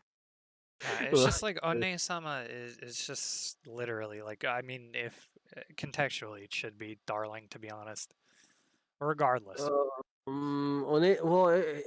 does mean, if have we're gonna Sissy Wissy. Oh boy. I'm just saying No, no. contextually, like for Kuroko at least, like the way she's using it, like Darling would be at Would least be Right. the closer. close. Like It's close. Yeah. No, because I agree. it like sis, like big sis, like kind of doesn't really, But I mean, Big regardless, like Sis is like Sissy the fucking closer has translation, but nothing. it's not commonly Yeah, I mean, regardless, like either way. Sissy just has no fucking place. Yeah, in that it has no sub place. at all. It makes no fucking sense whatsoever. Yeah. Full s- zero family feud there. So, like she gets a lot of cool action scenes because I don't know why, but since like Index Season 2, Kuroko's basically been in a perpetual wheelchair half the time because she keeps getting fucking shot or something. Yeah, because the funny thing, okay, so it's like this is how I think the authors do this, and it's kind of fucked up because they do essentially the same shit stick to Accelerator too, right? Because it's like at the end of the day, like characters like Accelerator and Kuroko, like people are like in the lore, she's like, oh, she's only a rank 4 Esper or whatever it is, right? But it's like it doesn't matter. You can teleport all around if Yeah, fuck you well, up, because right? that's people. I was having this conversation with Cecion the other day, and I'm gonna keep this short. Like, she's a level 4, but she's a level 4 teleporter, Yeah. which doesn't mean like the levels already don't mean a whole lot. But Yeah, when yeah, you talk about teleporters, like, yeah. I can't really think of an apt comparison, but it's like think about it this way, right? Like, if you can teleport, or if you're like a rank 5 person who can like fucking I don't know, fly. Like, who cares? Like, this person can just teleport like a fucking knife into you and you die, right? Yeah. Like, being a level 4 teleporter essentially means like level 5 would be able to teleport shit like indirectly. Like, you wouldn't be able to, like, they could teleport it to another fucking dimension, essentially. Like, that would be like what level 5 is, right? Yeah. Level Yeah, 4 is just you're really strong and you can teleport stuff that you touch and you can teleport and shit like that.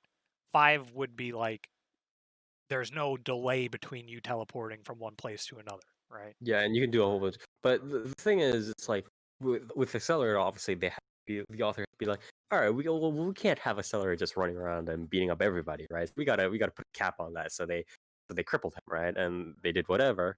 And they're essentially doing the same thing to Kuroko, right? Where it's like, where it's like every time Kuroko does like has an opportunity to do something, she does like one decent thing, or she does like the obvious thing, like Misaka's about to fall to the ground from a helicopter. Kuroko has to save her for the happy ending, right? Other than that, like everything Kuroko does is just like, we can't have her do that. Let's shoot her in the legs. You know what I mean? Oh, I mean, I don't know. Like the lead up to that, and in this, like she gets some pretty like big fights, like significant fights. So it's like, I don't know. It's strange. I guess I guess I get why, but it's pretty good. What else should I say? I mean, obviously, like it's split between Misaki and Makoto, like as far as story goes. So Yeah. that was pretty good too because Misaki got a lot. She wasn't much of a character, especially in Railgun before this. So a big fan of her. yeah, I mean, I don't know. After the season, I like her a lot more now. So I'm excited to see more. And there's the usual other characters in there. But it is nice that like pretty much everyone gets a good amount of screen time and does a good amount of shit. Right. Yeah, and it is a low enough amount of characters to where you're not like overloaded. Yeah. But yeah, there is good comedy in it too. It has a good mix. Really has it just I think it nailed its pacing down really well as well. And yeah, The opening, I'm the best pretty opening happy with since it. Only My Railgun. I honestly don't remember because I skipped it after episode 1. I'd have to re-listen to it, but I mean Must be good then. It must be they good. I mean I skip, and it doesn't matter. I skip fucking every OP, especially when I'm You trying to skip- watch Dude. 15 episodes in like 2 days. Like I skip fucking OP every time. Do you skip the One Piece 4Kids opening? I don't. Every Are you still watching 4Kids One Piece episodes? Oh, you just watch the opening and then switch to perpetual something else. replay. Yeah, he Yeah. just overlays the One Piece 4Kids opening On over other shows series. opening.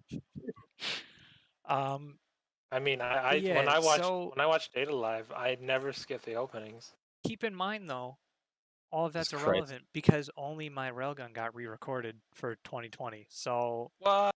Nice. it doesn't matter. But yeah, it's good. Shit's good. Yeah. Trying to think of what else. Audiovisual's good. I think I covered mostly everything. I would say the weakest part about this season was kind of like towards the part where Toma showed up, just because like they make it a point to introduce most of the other level 5s except for I think 1, because they don't really know who he is yet, and I don't think it's ever been revealed.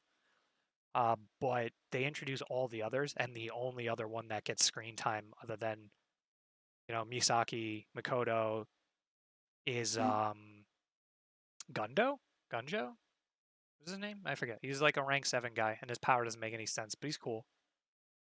And he shows up. Oh wait, but 7's the highest now? No, rank What? 7's the lowest. He's the weakest. But he Wait, can pretty what? much How do is whatever the he ranks wants. going? It doesn't make. Oh no. I'm talking ranks of the level 5s. Like he's a level 5, but Oh, he's the okay, rank okay. 7th level 5. Yeah.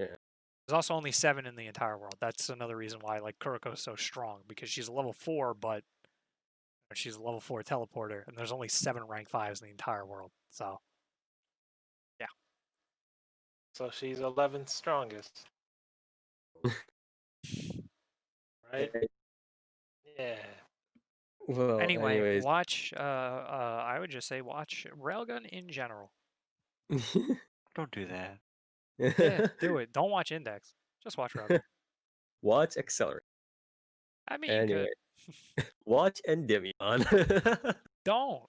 Especially don't watch Endymion. They make Anyway. fun of Endymion. There's an entire like fucking set of like shorts that just Endymion. make fun of Endymion. Yeah. Fuck. Anyways, thank you, Dark, for helping cover Railgun. I know that this is one of the more popular, for obvious reasons, one of the more popular series of the season, and hopefully we'll be able to see more of a continuation of the general franchise in a productive manner, of course. Hopefully, we're not just getting like 5 more seasons of like Hamazura Shiage or whoever, right? Or Hazamura Shiage. But yeah. Anyways, thank you for covering Railgun. And with that, we are on to Nier. What do you have for us? Oh fuck, man. Year of God. Yeah. But you know, I watched what is it called? Children of the Sea. Also known as there's a Kaiju no Kodomo. In chat. Yes. This is a movie that came out last year. And you know, I wanted to see this in theaters, but then you know, uh, world decided to have a pandemic before the Western release. But you know, I wanted to watch it, so I watched it. This is a movie done by Studio 4C. Pretty veteran studio at this point. And it's a manga adaptation of like apparently a 5-volume story, all condensed into one movie. So you know, some minor pacing issues, but it was all right. I did not expect this movie to be a like existential question that like rivals fucking Evangelion. Because you know all the promotional material is like haha water. But you know, the basic story setup is the main character, Ruka, is basically just a schoolgirl.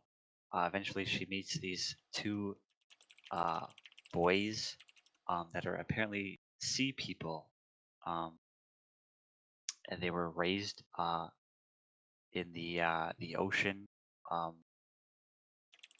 by some, I forget what animal they say, but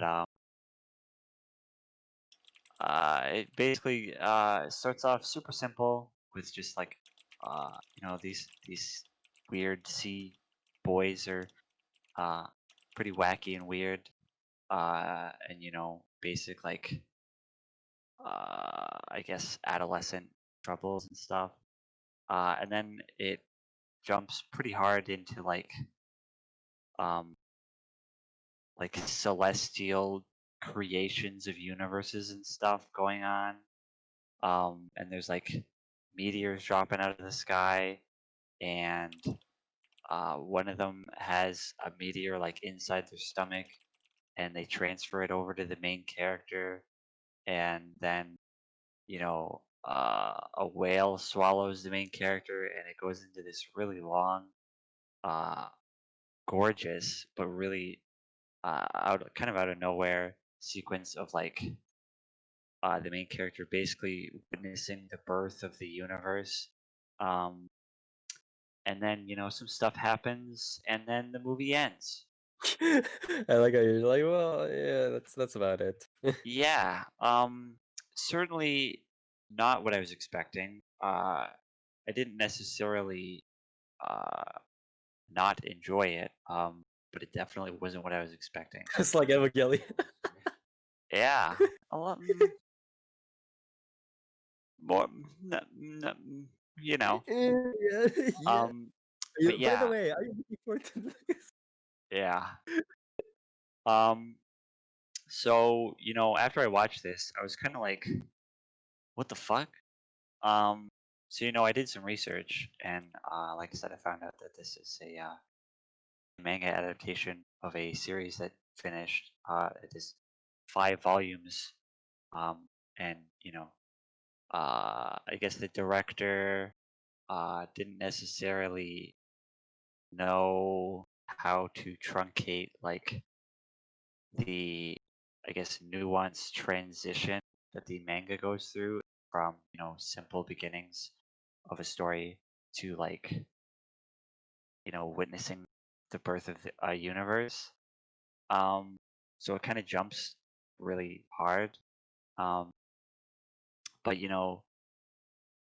on the positive side, this movie is fucking beautiful.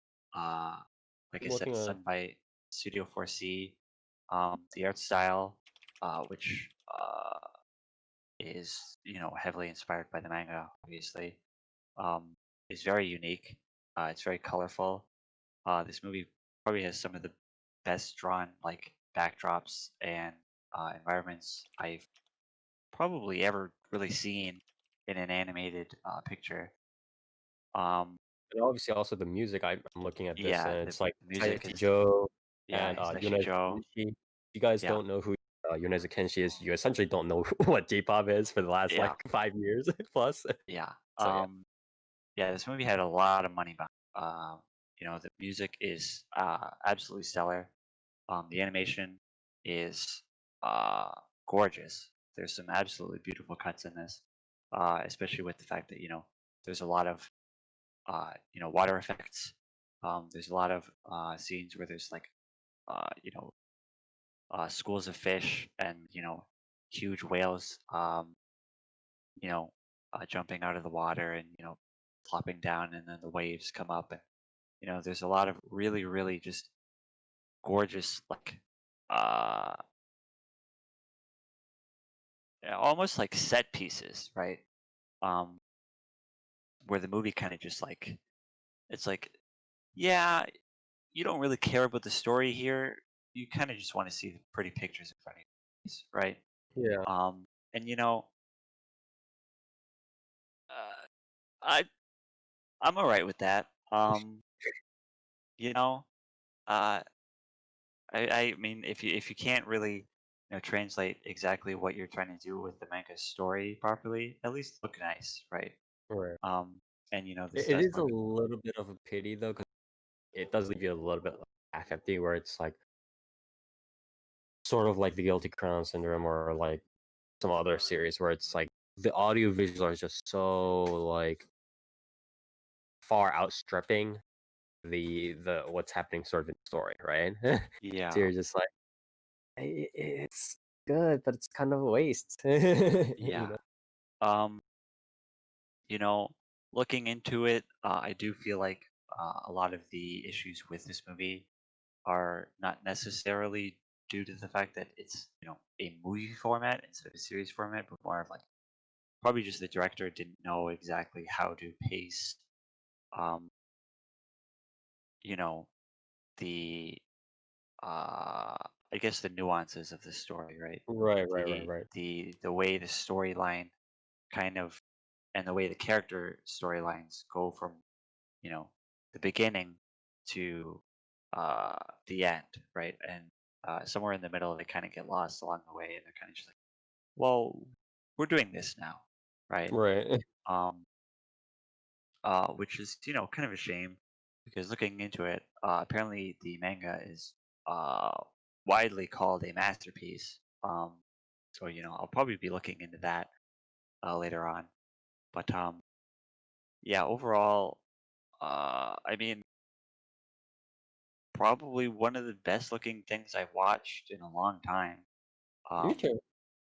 Studio 4C, like I said, they're pretty experienced studio. Um, they have uh, quite a few movies under their wing, I guess. They're quite experienced in doing CG as well. This movie did have a decent amount of CG with Right. you know, a lot of like schools of fish and huge like swarms of sea animals and stuff.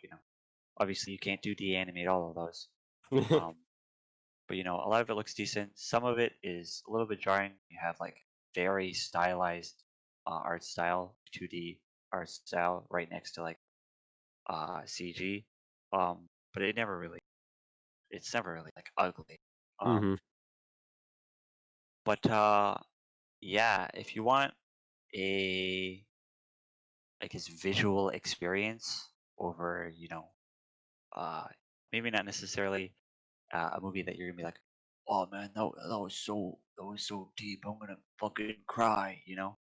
Um, and more of a movie that's like, wow, like this is like top tier animation, right? Right. You know, I'd recommend it. If you're somebody who, you know, really likes the animation medium, um, you know, there's definitely more than enough visual I can already spectacle hear for the the eyes. Twitter environment screaming about Sakuga. Yeah, Are um, you one of the Sakuga bloggers near? yeah, I love Sakugu. Um, but yeah, uh, yeah, not the best story experience. Definitely not the best paced movie out there, but it's definitely up there with like best animated movies of all time, I'd say. Um, so you know, I'd recommend it for that. Okay. Uh, I would say, uh, from what I've been reading, it's probably a good idea to maybe at least read some of the manga before watching the movie, just so you can like, you know, Yeah. get a I think bit more information on like character backstories, character relationships, because obviously, being a movie, they have to truncate a lot of stuff. They have to cut out a lot of subplot lines and stuff like that. Um, but you know, I liked it. It was Okay. pretty. Good. So yeah, listening near if you want to check out Children of the Sea or Kaiji no Kodoma, I believe you said it was, right? Yeah. Movie by Studio 4 Degrees C, 4C. Has a lot of good audio stuff behind it, so you might want to check that out. Again, read the original comic adaptation if you do have the chance, so you can get a little bit better sense of the story. That I'll be finishing off sort of the review section of this podcast. And I have something that I think, especially after the last couple of years, I think everybody should know this name as well, right? Following up after Kino her name, right? We have here the next movie by Shinkai Makoto or Makoto Shinkai called Weathering with You or Tenki no Ko. And this is the July 2019 movie, I believe it was. And I do want to say that I am going to be He speaking in hates it already. this sigh is already not a great sigh. But I do want to say that I am going to be starting in a place of where I think a lot of people are going to well, you're starting from that, but I think it's obvious that we start from that place, and it is within the context or within the shadow of community, right? I think it's reasonable that we start in this, right? Yeah. Because again, movie that succeed. So the TLDR, and honestly not that super involved or big of a movie or whatever in terms of plot, is 2 hour. It's a 2 hour movie where um did I do this a few weeks ago? What are you talking about? No. You mean cover Tenki no Ko? No, You we did don't. not. Yeah, try not to think or anything, but or we try not to cover it stuff like. But so Tenki no Ko, the TLDR real quick, the fact that we have this guy, Hodoka, I believe his name, who comes to Tokyo, meets this girl called Hina, and trying to struggle, survive in Tokyo because it's all expensive and all this bullshit, right? And he finds out that Hina is a so-called sort of like sunshine girl or like a weather maiden, right? And I guess Tenki no Miko, right? You call her Tenki no Ko, Tenki no Miko, whatever you want to call her, who can control the weather and create and clear up the rain and create sunshine instead, right? And so they all have fun. They all go through, oh, you can do this. Why don't you use your power here? Why don't you use your power there? Blah, blah, blah. Up until the point where they find out that fate of the weather maiden, the feather of the Tenki no Ko, is for them to sacrifice, because the weather is getting more and more abnormal. Ultimately, if the idea is for them to be sacrificed, and then the weather will go back. Yeah, actually, I want to. This is it's going to be part of the news. So Andrew in chat that for this movie has still been in theaters for like full year, and it's actually the same similar with in Japan with well I'll talk about this but it's also the same with Kimi no Na wa name. You know how and as I said at the beginning of the podcast that Japan has released its stay-at-home orders, right? The state of emergency orders. Right afterwards, theaters, the first couple of anime movies that they had were Your Name and Weathering with, and they were like ranked like 2 and 3 or 1 and 2 in the theaters. That's not a joke. So it's had very long life for a movie. But anyways, so the fate of the weather maiden or the sunshine girl or whatever, for them to sacrifice themselves so the weather can go back to normal. Obviously, the main character, the boy, likes the girl and doesn't want her go away. So then, she kind of what is it? Hina essentially tried to uh go away. Essentially, Hina vanishes, right? And presumably to the heavens or wherever, right?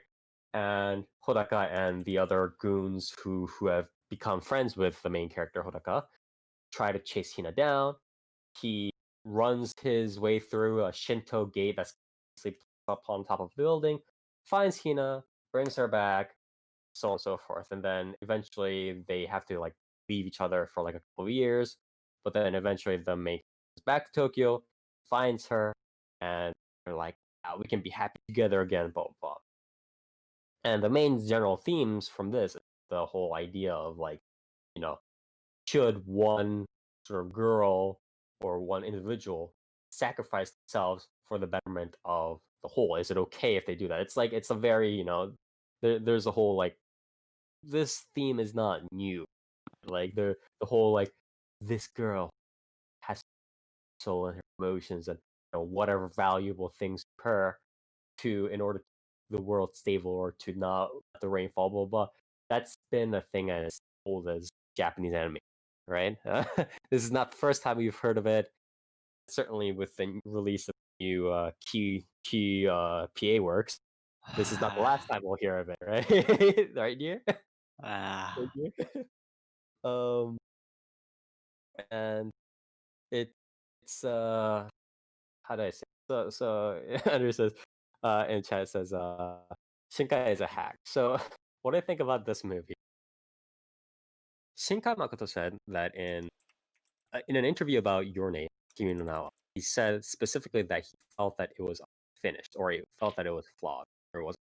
And I said in the podcast, I'm pretty sure I said this in the podcast too, right, Nier? I talked about this with you, and I also we talked about this, and I said that I agree with him in the sense that it was very like,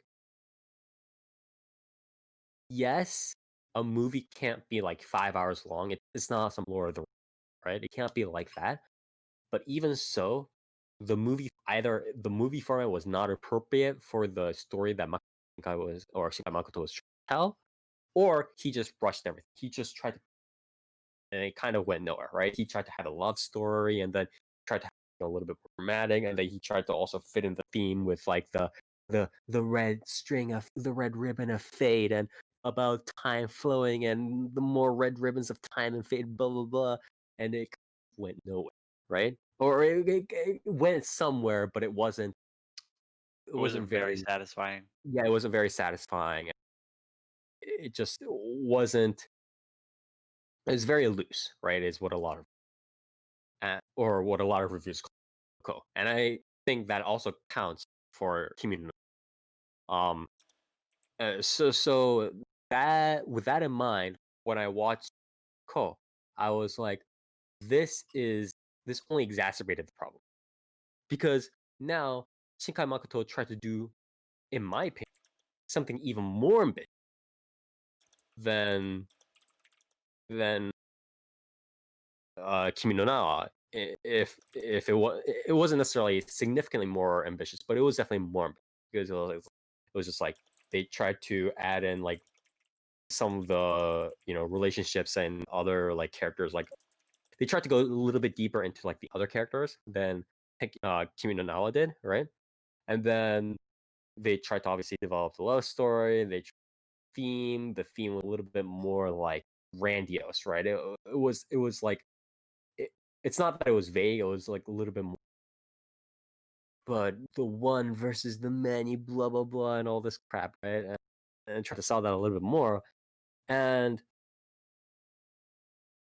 they tried to sell all of that, juggle all of that, and show the love relationship. They tried to show the sort of like the atmosphere of Tokyo, right? Which they did very well, but obviously too many things to juggle, right? And they tried to show all of the other stuff, right? The themes, the water, blah blah blah blah blah, in a span of 2 hours, 1 minute 50, or 1 hour 50, right? And I just don't think it. No, it was just like the romance thing was very kind of on the spot, right? It's just like, oh, I met up with you. Now we're just gonna run around and do more sunshine stuff. But then we suddenly have this drama because she's gonna disappear.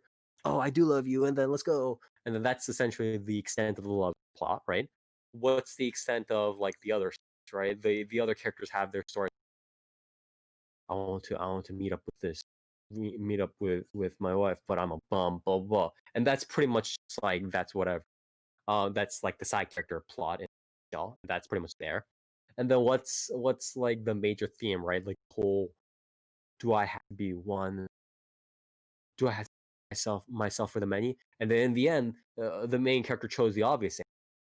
No, you have your own value. You're so you should follow yourself. Blah blah. You're a human being too.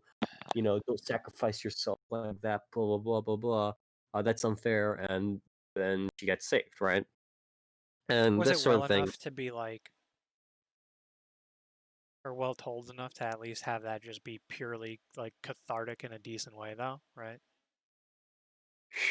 It was more wrapped up, but it wasn't cathartic because Oh, the issue is like I don't know. Well, it had all the elements, but it was like it was too rushed and it was too shallow. And what I mean by that, well, what I mean by rushed, obviously, but what I mean by shallow is just like, although all sort of like dramatic, she's gonna appear. Oh no, but I love her. But all the contents were there. It wasn't really like there wasn't really a moment where I was just like they didn't give me enough time, or they didn't give me enough detail for me to really empathize slash sympathize with characters, such that when I saw the moments of drama, I was just, oh man, this is hitting me. You know what I mean? It was more just like, all right, you got the girl, you got the boy, you got the love, you got the drama. All right, she's gonna fucking kill herself or whatever. You're gonna be in trouble. Now you gotta go. And that was just thrown at me. Here, yeah, it's I guess that's like fair enough the for a elements of movie. drama. Here, eat it. Like, and that's just Yeah, you that's true. know what I That's mean? gonna be hard to do in a movie like the Yeah, movie. like when you're so aware of the fact trying to feed you catharsis in an hour 52 minutes, you're not really like okay, right? Yeah. And it is a problem with movie content. What's the Jeff? Yeah, well, because what I was gonna say was like, you know, uh wait, you say, are we spoilers, right? Like I thought I Spoilers or heard you whatever. say like you Yeah, I just like pretty much saved spoiled the her, entire right? plot. Like I pretty much ran through the entire plot. So I so mean, it's a fucking Makoto Shinkai. Yeah, so I was like, I was just thinking more along the lines of like, nah, it'll be a more apt comparison than initially, but like The Last of Us 1, right? Hot topic Yeah. lately. But the Yes, thing yes. I like about that story is that it's just like, you get to the end and it's like the same situation. Like, oh shit, like if we sacrifice like Ellie, we could save the world. But then you're kind of like, yeah, but like I don't like this. I don't like these doctors. Like I don't like any of this shit. So then you shoot them. Then you save her, and then that's it. And I was like, I don't know. I was all right with that ending. I like that ending a lot, because it was just pretty much pure catharsis of like, yeah, but I don't really care. I just want like to save her.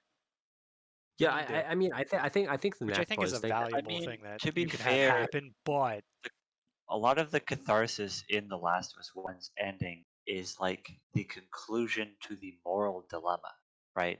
Like the moral dilemma is set up to be like you can sacrifice Ellie's life to potentially save the entire world, right? And it's like, are you willing to make that sacrifice? But with the way the way Japanese writers typically set up that quandary is like, is it fair, right? And it's like that's not really the way most people tackle a question like that. Like sacrificing one for the many isn't really a question of like whether it's fair to the person being sacrificed or not. It's like I mean, the is answer then is always it no. yeah, it's like No. is it a sacrifice you are willing to make? Is that a sacrifice you as the main character are willing to go through, right? Like that is Well, the moral quandary, and that's the so catharsis at the end of the last, right? I would also add that like okay, let's break this down like real quick. Like, so the major four things I see in terms of like building the sort of catharsis, right, is in terms of like moral dilemma and then plus saving girl, sort of that sort of Disney plot, right? There are four parts, right? First is the build up, right? Know that we get introduced to the characters, we like the characters like each other, they mac, whatever it is, right? They get in trouble, blah blah. And then the second part is the moral decision, right? Like, do I do this? And then that's like where all the themes start crashing. And do I save the girl? Do I save the world? Do I save the universe? Blah blah blah, all that, right? The third part is the actual saving, right? The whole like struggle. Oh, I'm gonna fucking spirit bomb things. And then the fourth part is sort of like release, right? Because catharsis requires the release, right? You can't just have the tension building up until somebody's head explodes. You need the release. So everything gets saved, sunshine's rainbows, unicorns, and then everything kind of belongs to the nice sort of smooth touch, right? So I think the catharsis, I think especially these days when it's obvious, like, obvious, like, save them, right? Because they need to be human, they need to be themselves. Like, you're not gonna be like, actually, I think the girl has to go. I like this. I like this world full of robots. You know what I mean? Like nobody's gonna be like, I think the killer robots are. We should let the girl, right? Um, so the decision is off, right? So a lot of I think cathartic value from our movies come from parts 1, 3, and 4, where it's again the build up, the actual struggle, and release, right? The conclusion. It does not actually come from the moral decision making at all, right? Or very little of it comes because again, our modern consciousness is already just like, yeah, I've read enough of these books. Where this going? Whatever. We're gonna save the girl, right? And that's whatever, right? But I think the main issue, at least for me, is that a lot of these Makoto Shinkai movies have, or not a lot of, but especially Tenki no Ko, right? Focuses um a little bit too much of the attention. I mean, it doesn't focus that much attention, but even that much attention is too much. It focuses a little bit too much of the attention on um the moral decision.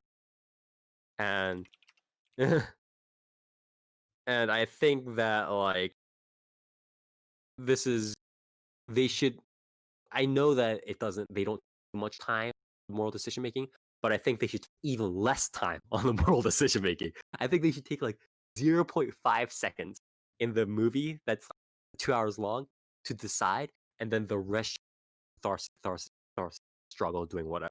You know what I mean? Yeah, I mean, I wasn't trying to say like the No, decision I'm not making. disagreeing with you. Yeah, what, Yeah, it's what like the exactly. setup of the moral climate Yeah, is typically like the main issue, right? yeah. I mean, even like current way that Shinkai movies are doing, I think whole like, but the world versus you, and then I'm gonna run away and blah blah blah stuff is gonna happen. That's already too. It's already too. I think people should just like immediately just skip from the build up to the struggle.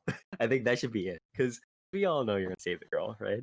we know we're gonna hear some Indiana Jones music, right? So it's I I just didn't feel satisfied with doing the technical, and I'm a little bit afraid of where this is gonna go, because honestly, I might review other movies I'll future in terms of maybe it should be more like Parasite, maybe. Um, but I honestly feel like the other movies that came up in sort of the similar time frame, right? The fireworks movie and what is it? Is Uchiage or something like that? It was the whatever it was, and then In This Corner of the World and stuff like that, right? I think those movies were much better than, in my either Your Name or Weathering. I know that might be a little bit of a hot take, but I just think the success of something like Kimi no Nawa is very dangerous for anime movies, because we're just gonna get that sort of shit from you know what I mean? You feel this fear, right? Where it's like Yeah, I mean, he has no reason to really try, really go above and beyond what he has done with Tenki no Ko Kimi no. I He just has, find you it cry or interesting what? that like Tenki no Ko and Kimi no Nawa, like they basically suffer from the same thing, right? yes, At the end of the day. yes. And both of these movies they're basically 2 hour long movies, right? Yes. Which is, these days longer than average, right? And Yeah, yeah. for anime movies, it's definitely longer than average. Yeah. What I find amazing is that Makoto Shinkai did Garden of Worlds, which is 46 minutes long. Yeah. That's a And really good it movie. literally does like everything that those two movies basically want to do in a more nuanced, natural way, and It's in a a more movie. satisfying way. You're right. Yeah. And it's like half the length. Yeah, exactly. Honestly, I think like like The inverse of Katamari. I also think that he could do like a reverse like Okada Marie and like go into anime if he wants to do something that's like a little bit more drawn out, but it's like more fleshed out. You know what I mean? Like, why does he like now he's like releasing these 2 hour sort of almost fluff movies, right? Where he's just like, oh, save the girl, blah blah blah, and it's like release a 24 episode anime season if you want to do something more complex and not flawed, and you want to get everything out. Like, I don't know, I'm very afraid, because I don't want this to be the global standard. I want, something like Corner of the World, or say Garden of Words, or a Firework to be standard. I think that's a better standard than Your Name. A little bit unfortunate that we have situation. Well, But yeah, that as someone who hasn't Please. watched any of these things, the way I see them treated is that they may as well all be the same fucking movie. So that's not too I don't far think off. you're gonna get your wish, bud. But anyways, that's pretty much all I had for my thoughts on picking up. I just was kind of happy, and I do really like the whole like backdrop of Tokyo landscape and all the details that they really, really, really work to put in terms of like the atmosphere of Tokyo and the Japanese like landscape and like, how people interact in the environment. I really like that. But beyond that, it's like, I mean, you can't. I'm not watching a movie just to see how people animate, right? It's like, Yeah. so, it's very. You guys have? Did you guys have? Um, was it better than Kimi no Wa? No, I wouldn't say. I think it was more. I think it was much less vague. I mean, less vague as in it was less. Uh, time flows and fates fine. It was less vague and it was pretty dry. But I prefer the sort of pacing, sort of ideas and the storyline that Kimi no Na set forth, even if it was less complete than Tenki no Ko did. Yeah, Pia also like Kimi no Na as well, but I like Kimi no Na a little. But yeah, Didn't Shinkai also say that like all of these were what he had a problem with his own fucking movie to begin with? I think he keeps referring to a problem that he keeps like stuff like Kimi no Na. He's like, yeah, I don't think it was. I think it was kind of like incomplete and stuff like that. He always keeps saying that, but my problem is, Well, yeah, I right? was gonna say like because I remember you said like, oh, it was incomplete. It's like, well, then scale it back. Yeah, I know. It's like if it has a problem, we should aim to fix the problem, right? like what are? It's not like this happened once. It's like it's happened like at least a couple of times in his stuff in his film. So I don't know. It's I hope this doesn't become sort of again like fluff anime, right? As I call it, doesn't become an industry standard, but I'm afraid it already has. Anyway, that was my review of Yoko or Weathering with You, the most recent Saishin and Shinkai Makoto film. So if you're interested in that, I guess check it out. I believe it is out on Blu-ray. I don't know whether it's translated. I don't know whether it's like all subbed and in proper localized Blu-ray or whatever it is. I think it is. But yeah, you can buy that or whatever. So yeah. Anyways, oh wait, no, the Blu-ray was just released in Japan. It was actually released. Oh, okay. It was actually released on Blu-ray on my birthday. But anyways, that's pretty much it. And with that, we're going to move on to the news. Again, not a lot of like big things going on because global crisis, especially how it's affecting Japan. But we'll get through what we can. First, on the awards frontier, we have Kiyama Mizuki's Bathhouse of Whales, Kujira no Yu, which is an animated short, won the Lotte Reiniger Promotion Award for Animated Film at the Stuttgart International Festival of Animated Film in Germany on May 10th. So the animated short is also on the YouTube channel. The jury, I think, convened via Zoom to give out the awards and stuff like that. But Nice. nice, yeah. So Germany's sort of animated film awards. Miyazaki Hayau's Ponyo, the Ponyo, also won the Festival's Anime Movie Award for Best Animated Feature Film Award in 2010, and the Makoto's Garden of Words, which just talked about, won the award in 2014. So yeah, congratulations to Kiyama Mizuki. Next, a little bit of numbers going on here. Open these stat pages up. So for obvious reasons, again, I don't think I need to talk about why.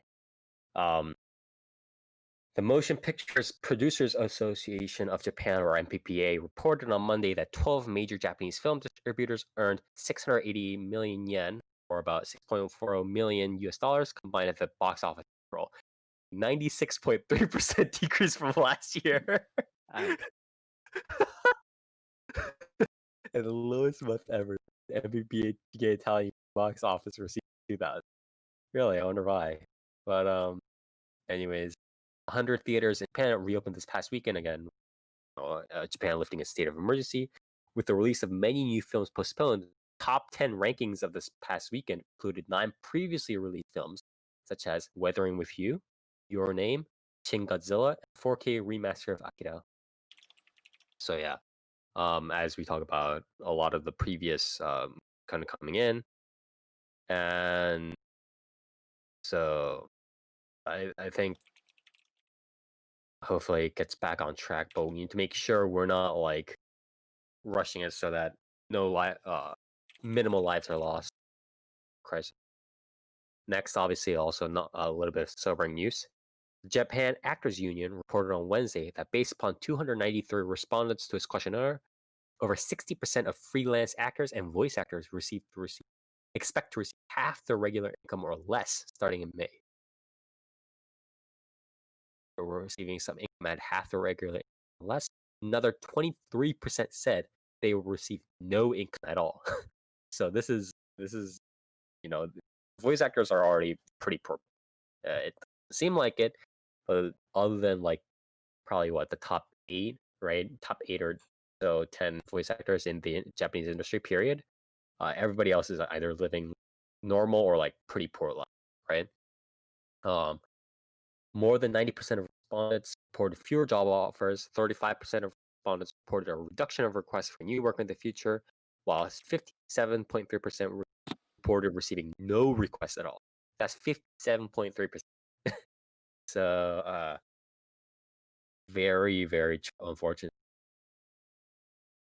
I mean, I think a lot of, and the weird thing is, right? It's like so much of this is like even before like the quarantine or the virus or anything like that, all this happened, right? All of like Japan was already going through the anime industry was already going through a slow sort of digitalization, right? But now it's been like I don't know whether it stopped or it's getting a kick in the rear or both. But it's just like I feel like it'll be a very interesting landscape when we come back. I mean, that sounds obvious, but it's just like I think there's a good chance that Japan might enter into like a super remote, super digitalization workplace. You know what I mean? For voice actors. Like booths aside, it's just like a lot of the work will be kind of relegated to remote stuff, like whether it's drawing or whatever it is. And that'll be very interesting combined with digitalization of that's already been happening with like manga and stuff like that, right? I mean, honestly, it's kind of crazy to me that it's like it took this for it to become more and more digital. Like, yeah, the remote aspect is important. Yeah, the remote aspect, but also, I mean, just for like, as far as like releasing shit, to me, it's still kind of wild that like a lot of these like, even like publishers like aren't, just like self putting up like digital purchases on their own like fucking portals and shit. I don't know.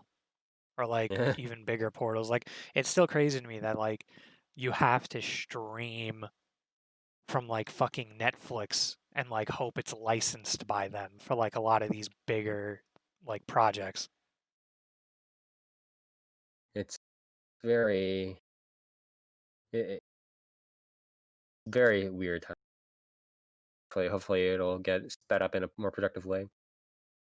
Next, we're gonna skip over here to to more direct news about what's been happening over in Japan with the state of emergency. So when we previously left off, I believe Japan had lifted many of its most of the prefectures in Japan no longer had state of emergency, right? Except for the most populous / tourist affected areas, like again, Tokyo, Kyoto, Chiba, Saitama, Kanagawa, and I believe Osaka, right? And now, all right, Hokkaido it also counts. And I believe by now, is it? By the 25th of May, as of the 25th of May, Japan has lifted state of emergency across all of the rest of its prefecture. But there are obviously some regulation rules or some regulations with regards to how many people can be at like concert, crowded events, stuff like that. But for the most part, there is no effective state of emergency / like stay at home order, leave more. I don't know. I just, I mean, everybody is suffering like significantly, so significantly under home of just stay at home orders and not being able to work properly and stuff like that. But I just don't think the right decision. Again, Japan has had a lack of testing. A lot of people are afraid of second wave hitting. The second And wave, yet they beat it. yeah, there is already a news of the second wave that's hitting South Korea again, right? So I think it's a very, very not unadvisable timing to open again at this speed. But Japan is going ahead and doing it, and may God have mercy. May God have mercy on their soul. I mean, it literally hasn't worked for any place that's done it, but hey, Yeah, first time for maybe everything, Japan is the land of. But yeah. And final piece of non-person news. We're gonna go through a couple of numbers. Everybody likes numbers here. So this is some statistics on top-selling light novels in Japan in 2020. So what is here? Okay. So I'm just gonna read off the series and not like volumes that are popular. But yeah, for the first time since Oricon began reporting its book ranking charts in April 2008, one franchise topped both the general book ranking and the manga ranking first half. So this list covers sales surveyed from November 18, 2018 to May 17, 2020. So this is light novel, not manga series.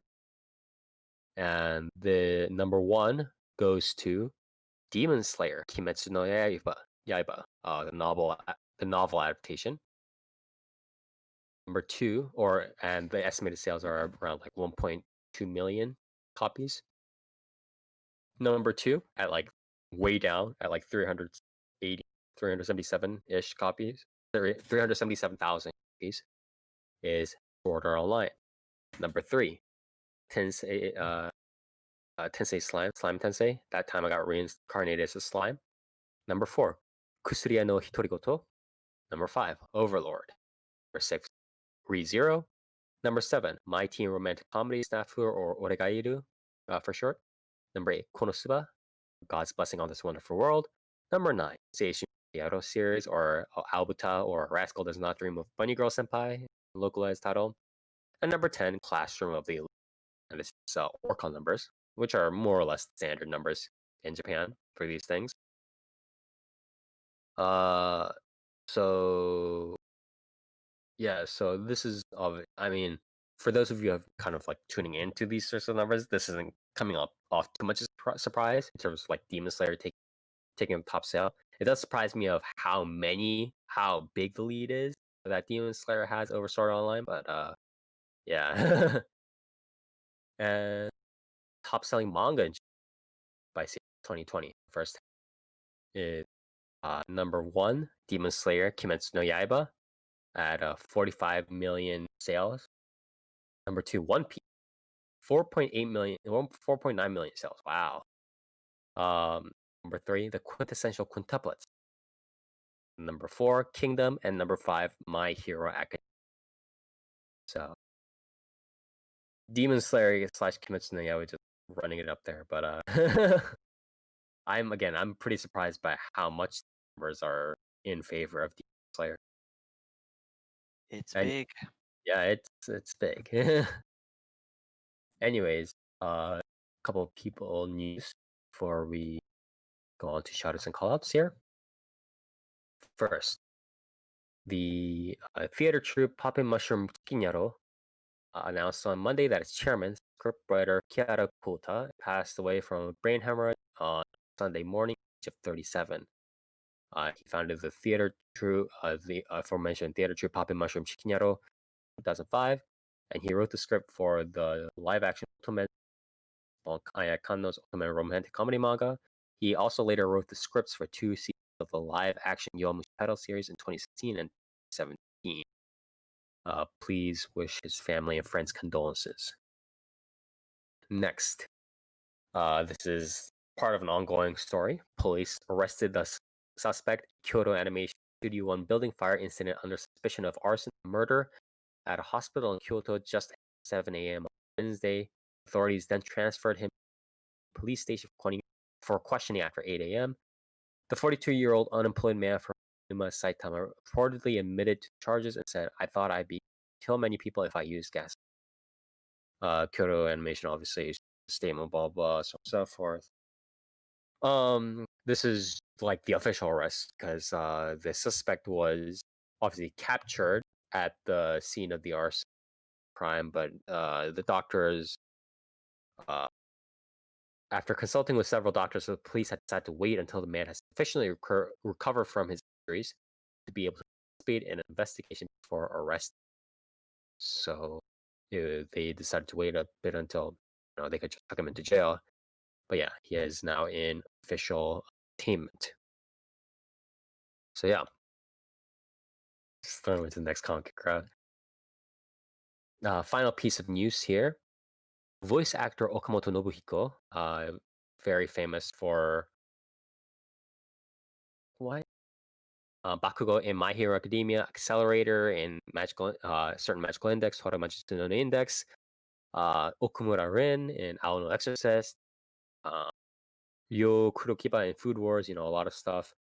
The screaming voice actor of Destiny, announced on the official blog on Friday that he will go on hiatus for about 1 month beginning on 1st due to throat treatment and the accompanying surgery. Going to explain that he has been having throat discomfort and a recent medical examination on scarring on his vocal cords. Yeah, I'm not surprised. I'm zero surprised. What a shock. Yeah, if anyone was gonna have it. Yeah, exactly. Also, 1 month hiatus like now is like, yeah, I mean, if there's any time to Yeah, have one. exactly. Okamoto noticed that surgery plans became last minute due to the new coronavirus disease pandemic, and he apologized for the sudden. So, please wish him a safe surgery, safe and sound surgery, and a speedy recovery. Okay. So, being said, we are done with the news, and we are finally on to the shoutouts and callouts. Everybody here gets one shoutout and one callout each. Shoutout is something that you want to talk about, praise to the heavens, give 6 out of 10, 6 out of 5, 7 out of 5, double thumbs up, praise to the heavens, whoop about enjoy, and be any place or thing, and a call is the exact opposite, something that you want to rage about, something that you will look at it and discuss as you stomp into the ground, and it can be any one person, place, or thing, and we start here with Nier. Of course. Of course.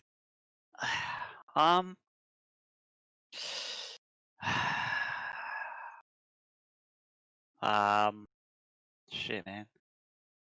I'm gonna shout out to probably Legends of Runeterra, because Riot Games released a video. Was it yesterday or 2 days ago? I don't remember. But it was basically I guess like the lead devs essentially laying out like their entire roadmap for what they'll be doing, what they're expecting to do. And it's pretty interesting to see a dev team on a card game being like so open, right? It's kind of rare, right? That is They released a balance patch earlier this week, and wasn't Shadowverse relatively open about what they did? I mean, Shadowverse is kind of open about what they do, but they're kind of open in the sense that they're like, yeah, we kind of just look at the stats and then we balance based on that. Yeah, we Fuck did you things guys. for you kind of way. Yeah. Yeah. But the way the Runeterra team is doing it is very interesting. So they released a patch earlier this week, and they nerfed some stuff that's like super tier 1 meta shit, right? Yeah. And it wasn't the most like drastic patch in the world, but it fixed a lot of players' complaints and issues. And what I find interesting is for every single change they do, they explain why they're changing it, right? Like they give a little paragraph as to like what the team thinks as to like why this change makes sense, where they think they went wrong with certain cards, stuff like that. And the most interesting thing to me is they have a watch list for cards, What? where they have a watch list and they list these cards. We know the community has issues with these cards. Potentially even the team has some issues with these cards, and they're thinking about nerfing them. They'll probably nerf them. They just don't know what the best way to nerf them is right now. Mhm. And they're just letting people know that like they know that some cards are an issue. This They're is fucked looking up in into it. some way. Yeah. Yeah, like it's super cool to see a card game like dev team be like, yeah, we know some of this stuff is fucked up. We know you guys realize this. Like, we're looking into it, right? Not many card games are like that. Most card games are like the community screams about it for like 2 months, and then they're like, "Oh yeah, here's a balance patch." Did it fix anything? Probably not. We don't care. Well, like they make like they smack the hammer on like the most obvious change, and then they're Yeah, like, yeah, everything's perfect now, right? It's like, yeah. well, Like they'll slap down the yeah, one deck that's terrorizing everybody. yeah, And it's like, okay, but now a new deck has come out that's terrorizing everybody. Do you yeah. think about this? And they're like, here's a new card set. It's like, what? But yeah, it's super cool. Just seeing a card game that's very open about like its balanced decisions, its roadmap moving forward. They're adding a bunch of like new modes to the game, which will be very interesting. Apparently, they're teasing like single player stuff too, which is cool. Right. But yeah, cool game. I'm excited for the future of it. Callouts. I don't know. I don't really want to get political right now. So all I'll say is callouts to the people that are burning down private property. Don't do that. It's not cool. Well, I think I can empathize / probably sympathize with the rise, but we do have to be very very careful. It's like the rage is understandable, but the one thing I will say is the moment that any significant part of the headlines start coming about greed and self opportunism at these protests is the moment when this all gets shut down. As long as the super majority of it is on this rage, people, we've had enough. That's one thing. But if any part of the headline just becomes kind of wanton self opportunism, then we have some real trouble. So Yeah. yeah. Don't do that. So that's near Shout on Callout. Next on Dark. I forgot what my call out was, like fucking 4 times again. I'm pretty sure my call out from previous weeks, by the way, was about the fucking VNs we were talking about. Like At this point, you should just write earlier in the down like month. on I a don't know. notepad. Yeah, I don't remember what the fuck mine was. I literally had one like 10 seconds ago too. But I'll go with the shout out first. I'm gonna shout out Joshing Chen Dropkick Season 2. Because I watched that and finished that too between last podcast and this one, and then I watched it and finished it without realizing it again, and I got halfway through it like a third time.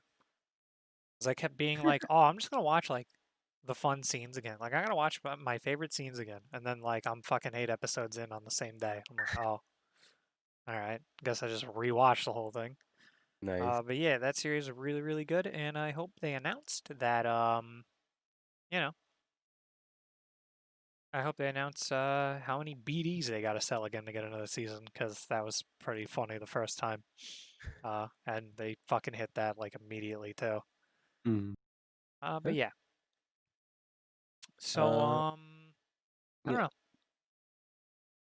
That's pretty good. I don't know what the wait, call us PSO2. I can't get it to work. What the fuck? Yeah, you know what? Call us the PSO2 EN. It's gonna be bad. I mean, it is bad. It's like it's not up to date. People are literally gonna be paying to do what? I mean, I don't understand what the plan is, right? Because there's like AC scratches and people are already complaining saying that Sega's fucking greedy because they keep running them like they do one a week essentially. And everyone is like, everyone who's played the JP one was like, well, you know, what the fuck did you expect was going to happen? They have to like get through fucking years of AC scratches. But also, they must have to slow down soon since they're not even up to date with the classes and shit. So it's like, you know, they're not going to be releasing the AC scratch that includes the fucking costumes for the classes when the classes aren't even fucking out or coming out anytime soon.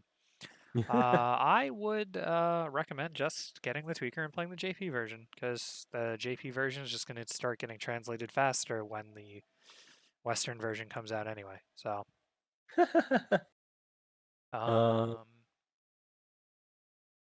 yeah, I don't know what the deal is with the PSO2 and deleting itself off of your drive on reboot, but it really wouldn't surprise me.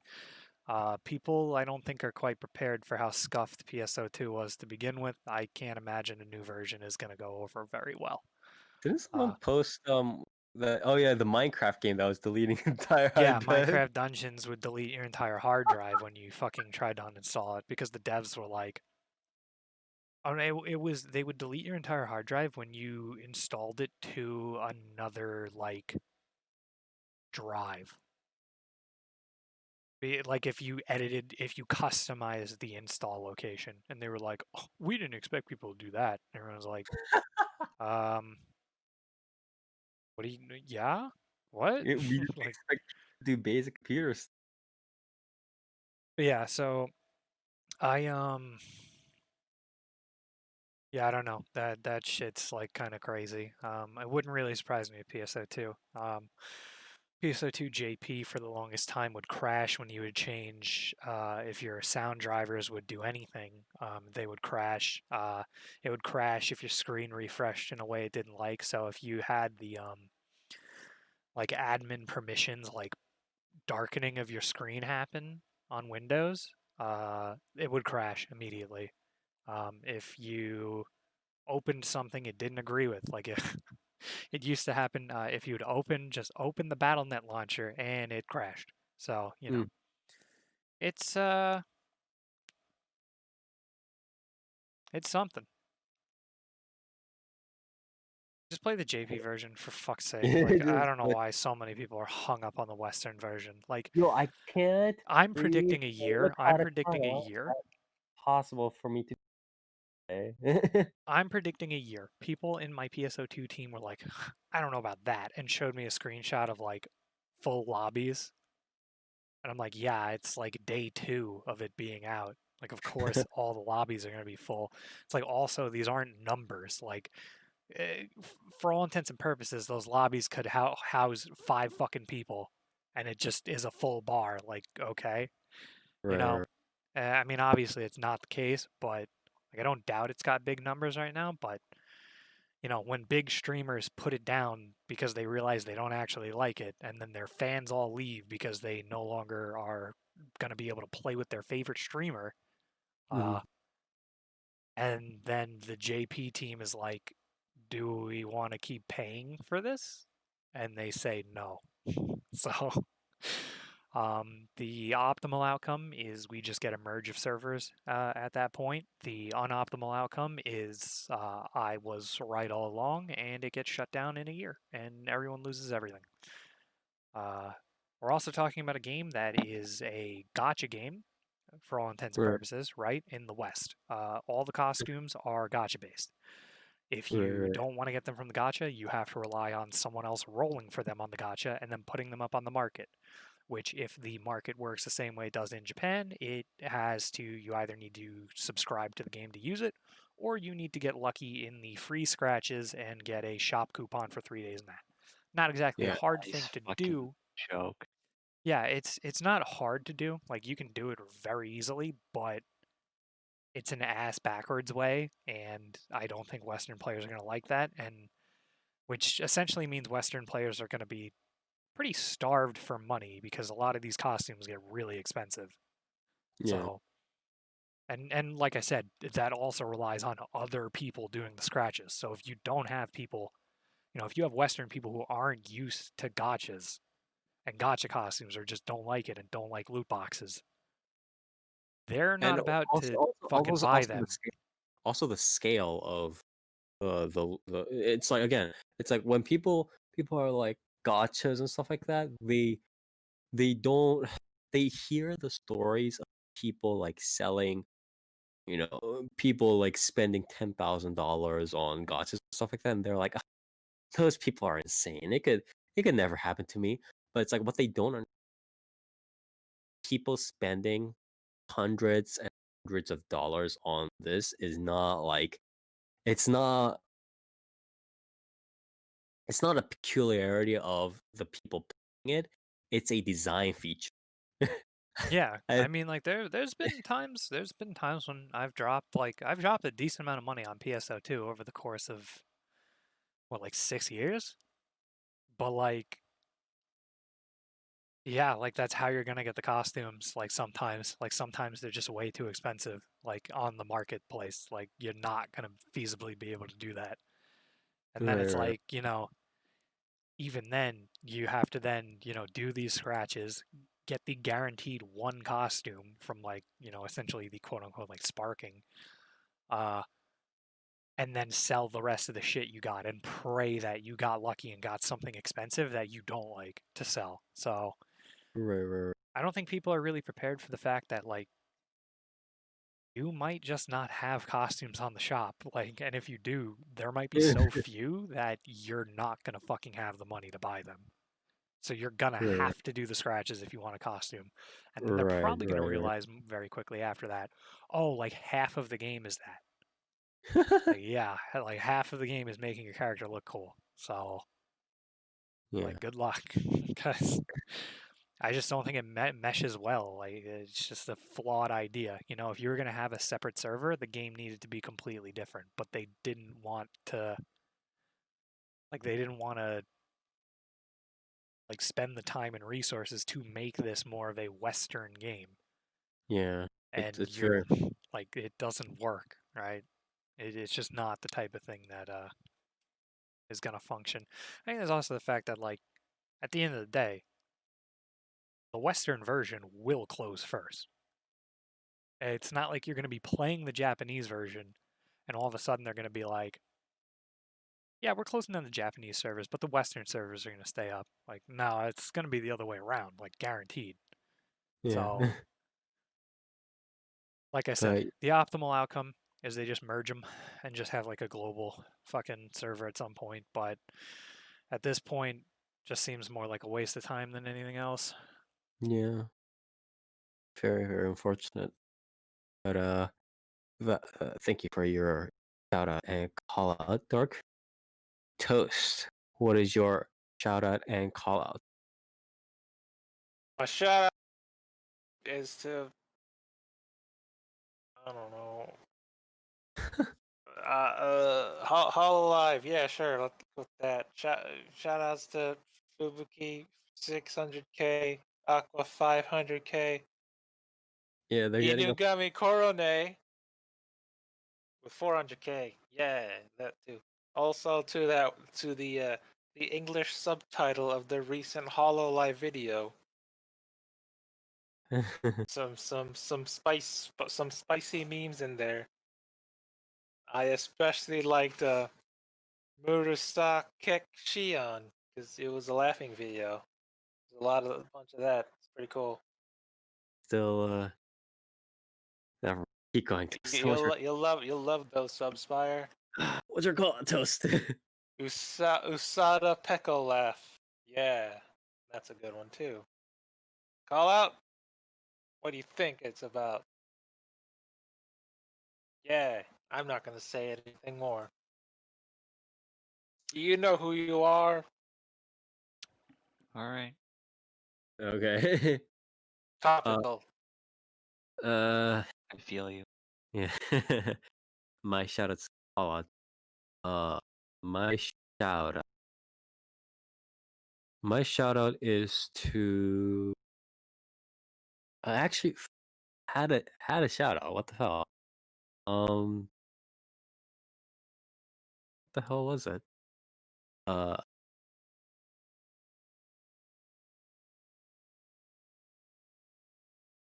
Oh well, I'll cover the shout. But my my call out is to freaking how would I say? Uh, I guess this is like a repeat in a sense, except kind of not really. Well, yeah, it is, but it's like it's to English subbers like everywhere. I guess it's both in my context. It's both with VTuber English subbers, virtual YouTuber English subbers, as well as people who sub Korean stuff. But mainly the virtual YouTube people, subber people. But it's just like I don't know. I've for people who know my personality, have known my personality for a while. I don't really appreciate mediocrity in most things. But especially when that sort of slacking off from mediocrity leads to just people just doing worse and worse shit, right? So recently I heard about what is it? It's like some people just like saying they'll put up like a video and then oh, this is an English sub video, and then they'll just not sub like 3 of the clips or whatever, right? in the highlight. And it's just like You don't need to know what they're saying, dude. yeah. No, like the worst part is it's like here's an English sub video. Oh wait, I didn't English sub. I didn't sub things in English. Like what are we talking about here?